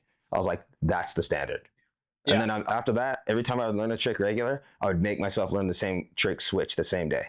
And also, like, Paul Rodriguez is one of my Yeah. biggest, like one of my favorite athletes ever.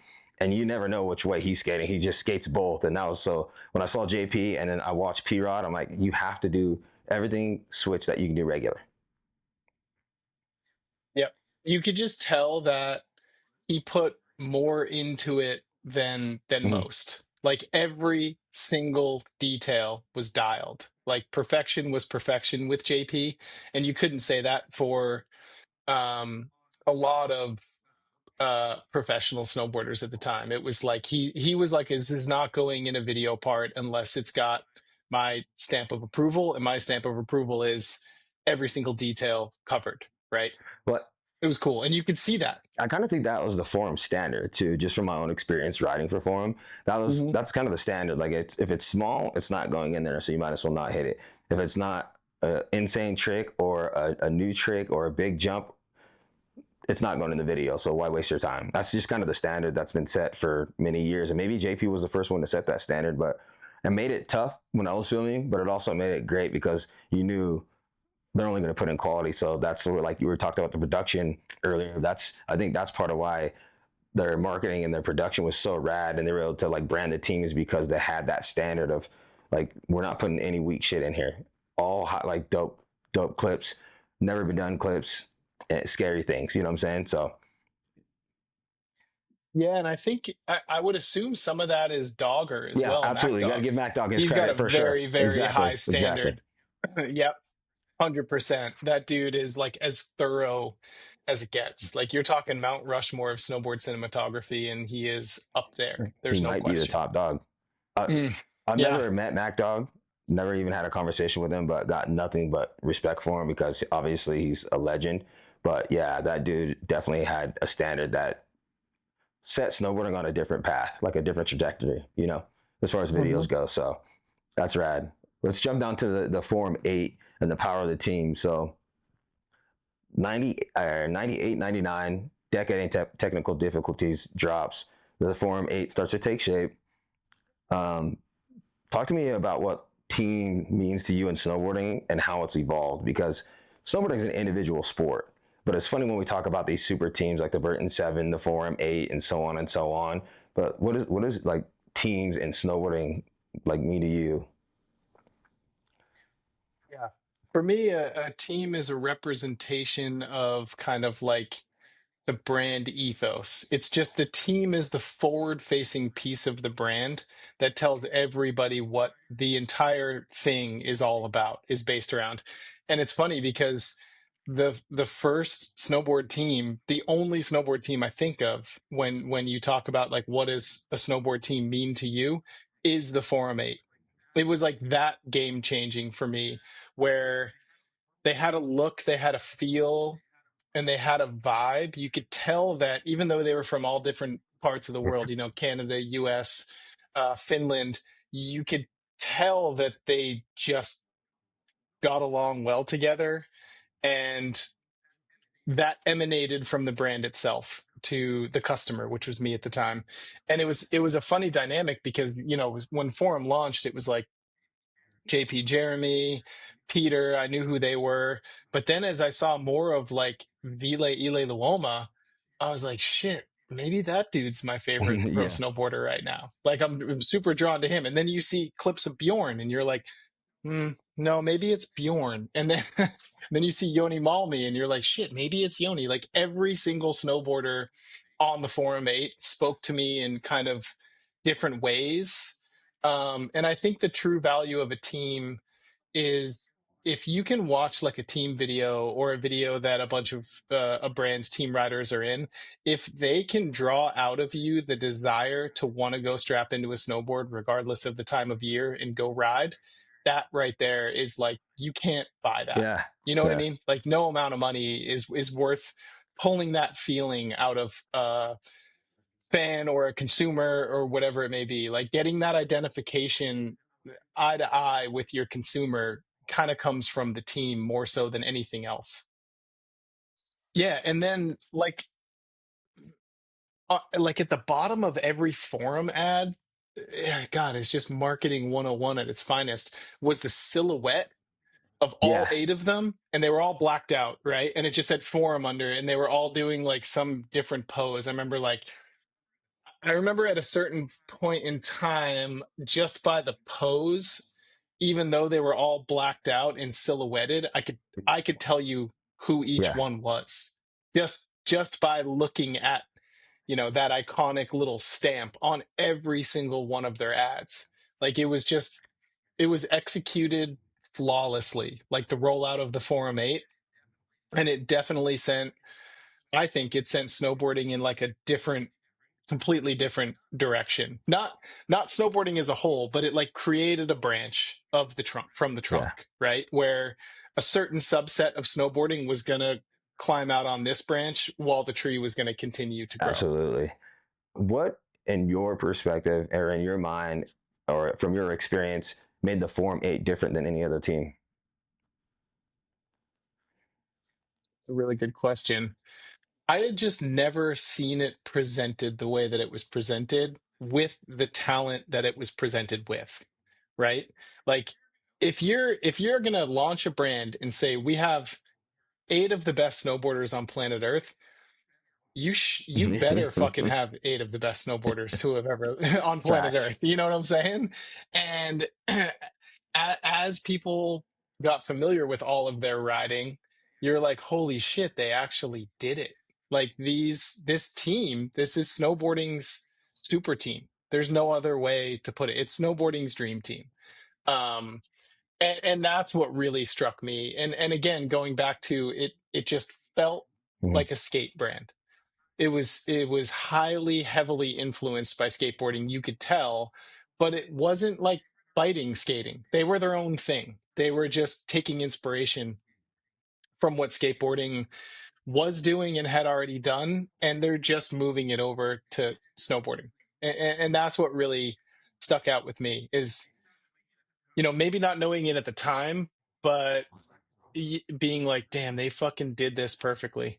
All of this is hitting, and it just kind of disrupted Well, everything. just to elaborate on that more, my next question is, why do you think the marketing team was so impactful? Was it just the fact that they're all super good snowboarders, or was it something different? I think it was something different. It was the colors I associate with Forum are black, white, and yellow. Like the early Forum 8. Those are the only three colors on the palette for some reason that really stick out in my mind. And just the logo, that kind of weird little Yeah. cursive F, and it was the base graphic was nice and simple. Nothing was too crazy. It was, looking back on it now, I'm like, oh, that was just to get logo association. That was to understand the logo of this brand and tie it back to the team. Like they did that. They did that phenomenally well. They kept it very simple and impactful because the riding was at such a high level. And another thing I think that they did really well, and I don't know if this was the marketing side or the in-house side or the riders, they were basically like, okay, who's making the best snowboard videos on planet Earth? Dogger? Mhm. Let's get him. And they just had Mac Dog making their movies one year. And you're like, holy shit, like Resistance and True Life just took it to a completely different level and rewrote the book on what like a team video is, was, and should be. And to me, that was like the nail in the coffin for other brands at the time. I was just like, this is Forum's the shit. Like I'm buying their stuff. I'm supporting this company, and I just back every single thing that they're doing. Yeah, they So definitely nailed it on the marketing.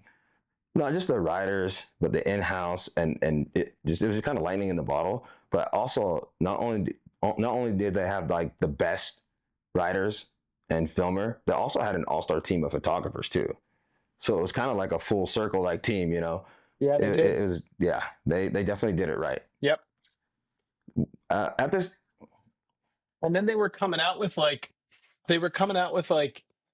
different ads that didn't even show snowboarding sometimes, like the bugs that were crawling all over, the riders, like the cockroaches on Peter, and I forget what it was on JP, but you're just like, I don't even know what's going on here, but this is fucking awesome.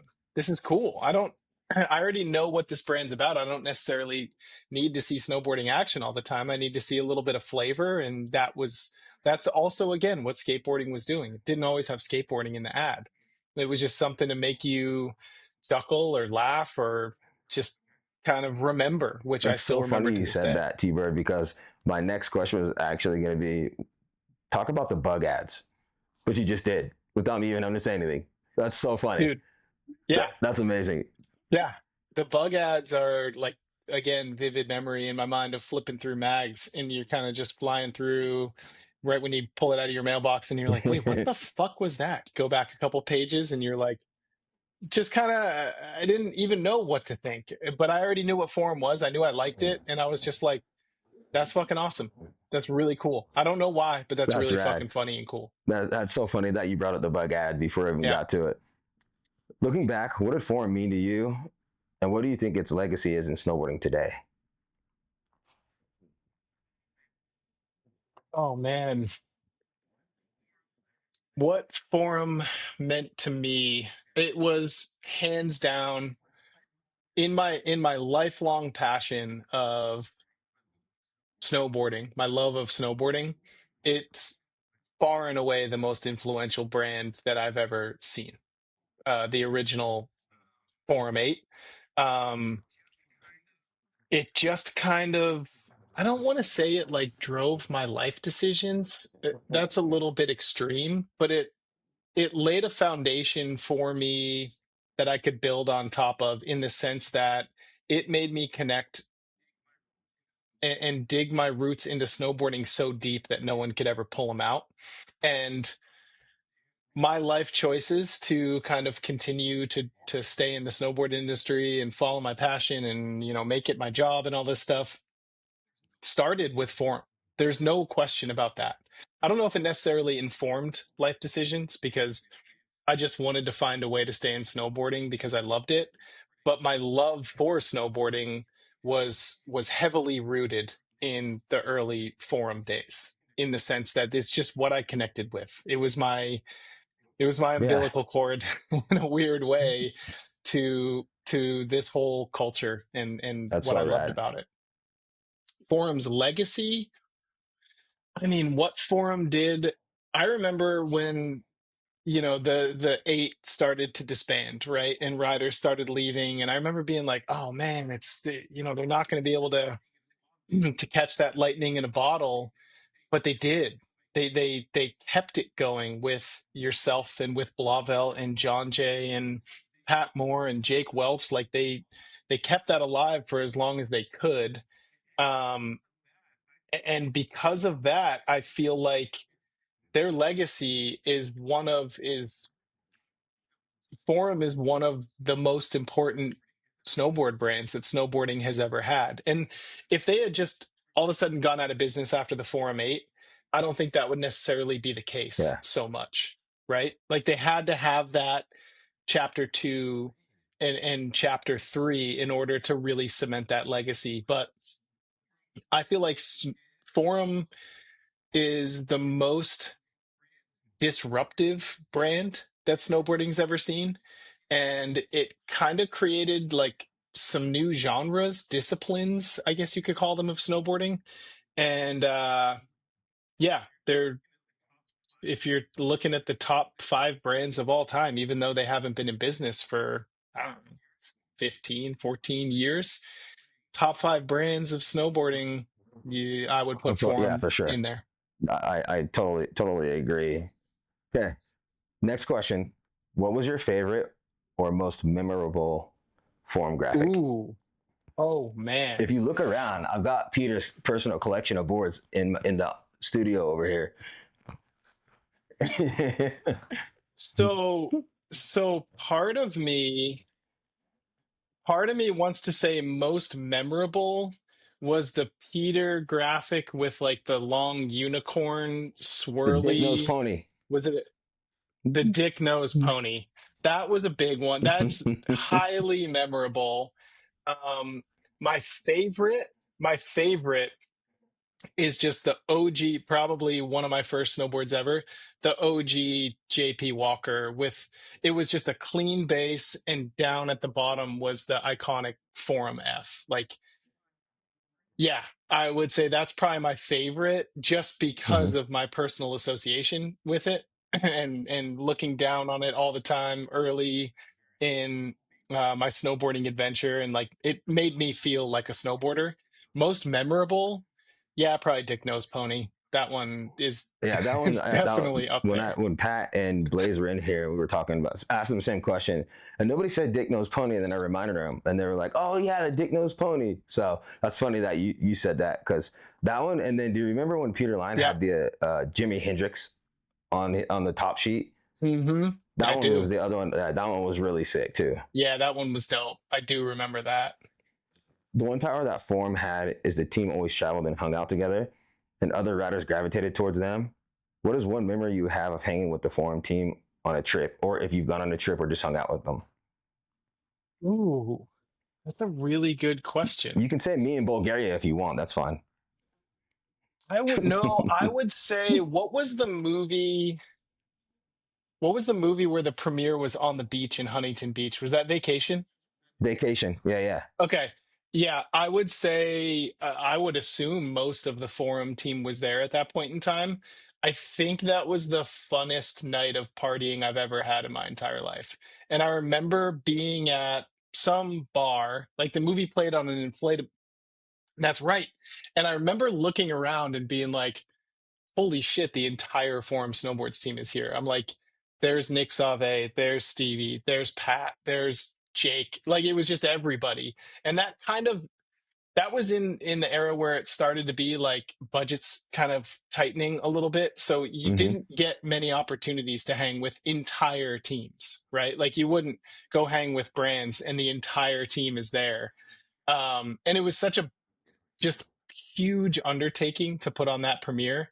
I remember that's probably my most memorable experience. Although I don't know how much I remember because it was a fucking party. Like people were raging that night, myself included. I was also raging. But I just remember having a ton of fun, like waking up the next morning and being like, "Holy shit, that movie was awesome, and the party was just as awesome." Dude, that was one of the best nights of my life as well. We went hard at the Black Bull. The I actually saw a photo the other day of like the premiere on the beach, and it was packed. It was super fun, but the only problem was we had to get up in the morning and go to LAX and fly Hmm. to Germany for the vacation tour. I was so hungover on that flight, dude. I didn't think I was gonna make it. And then we go straight to Oktoberfest and So start pounding drinks. what It was gnarly. What was your move, Stevie, if you wake up still buzzing slash pretty hungover, you get to the airport at 6:30? Are you going Bloody Beer? You going Bloody Mary? Or are you just getting on that flight and suffering? Hell no. I go straight to the bar and I get a beer and a shot. I call it a sidecar. The one Okay. beer, one shot, and I'm good. Okay. Yeah, Give me the beer, give me the other than shot. that, yeah, other than that, if not, I'm just going to be nauseous the whole flight. So Yeah. at airport bars are some of the best places to meet new people. I've had some of the most amazing conversations with random people at airport bars. Met some really cool people too. But I love, yeah, it's dope. But if you could boil it down to one word, what do you feel Forum's lasting impact on snowboarding is? One word.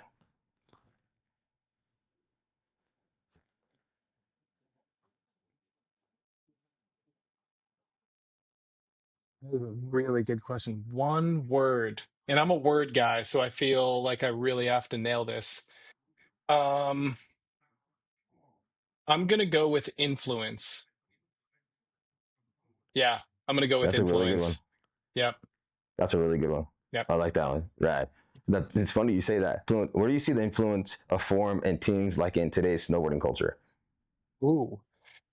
It's funny because a lot of kids on snowboard teams now, I I can't speak for them, but I'm sure a bunch of them don't know who the Forum 8 are. But a lot of the people kind of running the brands do know exactly who the Forum 8 are. And so I feel like the smart ones are trying to tap into that magic. You can't recreate it. That's the thing, is you just cannot recreate it. But what you can do is draw influence from it and say, here's how it made me feel when I saw the Forum 8. Now, Mhm. with this brand, how do we make our customer and the average snowboard fan feel the same way? But you can't just do what they did, right? Because there's new media outlets, there's all sorts of different ways to get your message out now. Um, but I do feel like when brand people are putting a team together, they want to have a little bit of that impact and a little bit of that influence that the Forum 8 originally had. I agree. I think that everybody, not that everybody's trying to mimic it because that's, I don't believe that's the case, but I do see that a lot of companies are putting together solid teams because I feel like a team together, especially if you can do like a team movie or, well, I know the landscape of snowboarding's changed. It's not about video parts and stuff anymore. It's more about social clips. But Yeah. some people are still doing movies. But even just seeing team riders that, ride together or put clips out together or in a movie together, it helps sell because it's like it sells. It's like a sense of community, and Yeah. it helps draw other people in, like even consumers.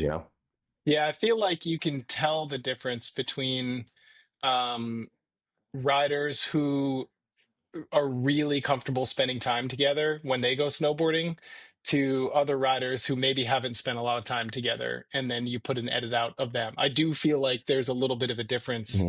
just in the vibe that you kind of feel coming off the screen. Yeah, you can totally see it. And one thing I'll say about, I can't speak for the Forum 8 because I wasn't there, but our team, I felt like we were all super good friends. We all supported each other. We all traveled together. I know there were certain groups that would, we'd group up, for the rail guys would go out, and then like the POW Mhm. guys would go out. But there's always certain events and things that we would do that were all together, and we all vibed. Like it was such a fun team dynamic. That's the one thing I missed the most, was like just hanging out with those guys and just pushing each other and cheering each other on to like do the best we can. Who was your favorite person to travel with on the Forum team in your tenure? Well, I'd have to say Eddie Wall. It's not going to be one. It's going to be a group. So Eddie Wall, because he's the best storyteller ever, and he's super fun to just hang out with and ride with. Ken Pierce, Nico Chaffee, Travis Kennedy, because it's pure comedy, like pure comedy.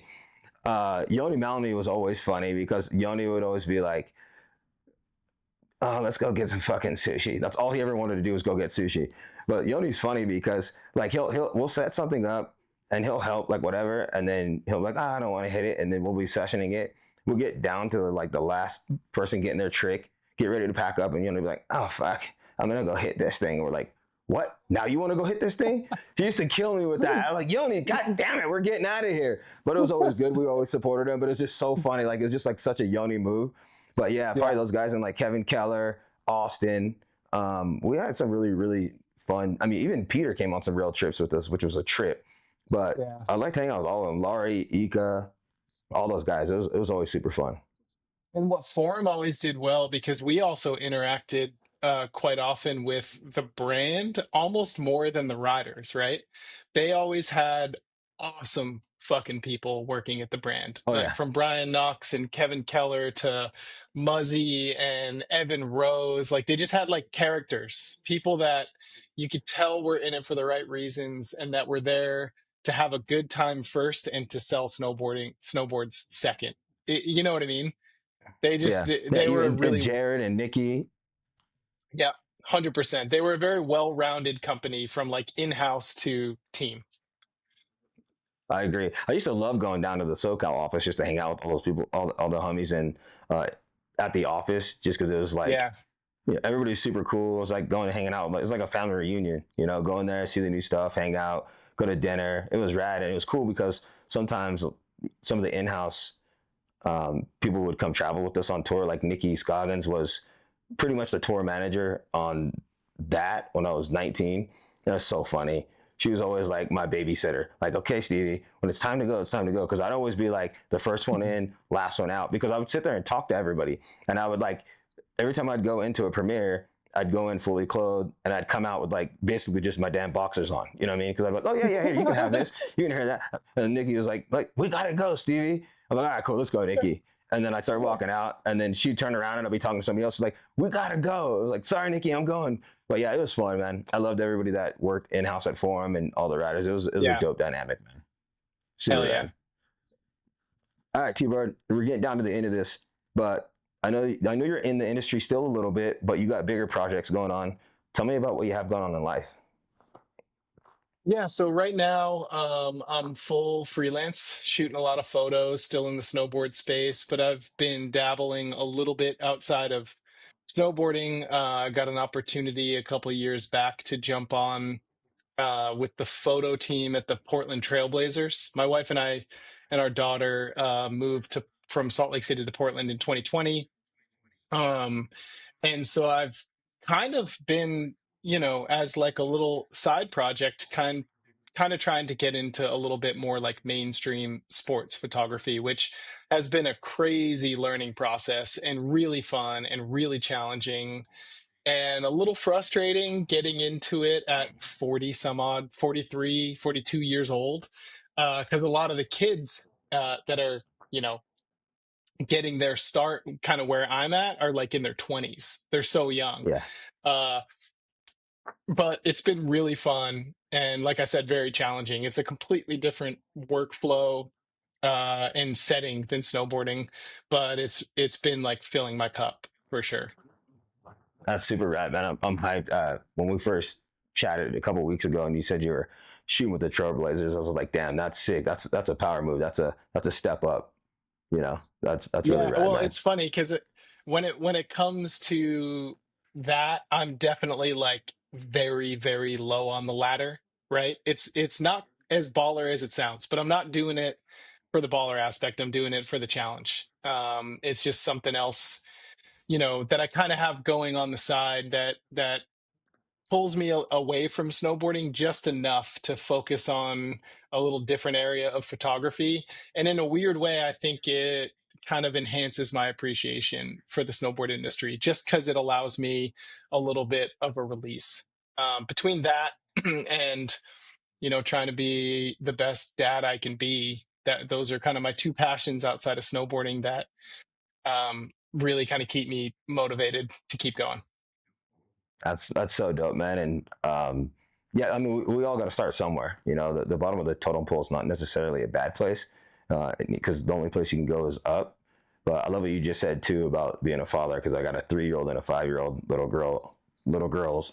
But yeah, like that's my number one goal is just be the best dad I can be, and then outside of that, like enjoy life. Well, Yeah. that's dope, man. Yeah, that's it, T-Bird. I appreciate you jumping on. This has been phenomenal. I'm stoked that we're able to make this happen. So, yeah, dude, you're the man. I wish you nothing but the best, and I can't wait for you to see these episodes as they come out, man. And yeah, If you ever find yourself in Portland, especially during NBA season, hit me up. We'll go to a game together. I'd love to take you to a Blazers game. It'd be fun as hell. I'll find my way up there. Yes, you will, buddy. Hell yeah. Hell yeah. Thank you for joining the Switchboard Podcast, Episode 1. I hope you enjoyed the journey. Stay tuned for Episode 2. Thank you for joining the Switchboard Podcast, Episode 1. Stay tuned for Episode 2 as we dive deeper into the history of Forum. I want to give a big shout out to Snowbird. Snowbird is your one-stop shop entertainment all year round. Whether it's catching deep powder in the winter or going up with your friends and family during the summer and riding the aerial tram or the roller coaster. And one of my personal favorites during the fall, Oktoberfest. Go to snowbird.com, get your tickets. I'll see you up there. This episode is brought to you by themoneymultiplier.com. It's time for you to take back control of your money. It's time for you to become your own bank. Visit themoneymultiplier.com for more details. Also brought to you by PMC, Private Money Club. There are only two types of people in the world, people with money and people who need money. There's only one community that solves both problems. PrivateMoneyClub.com is the only dating site for money.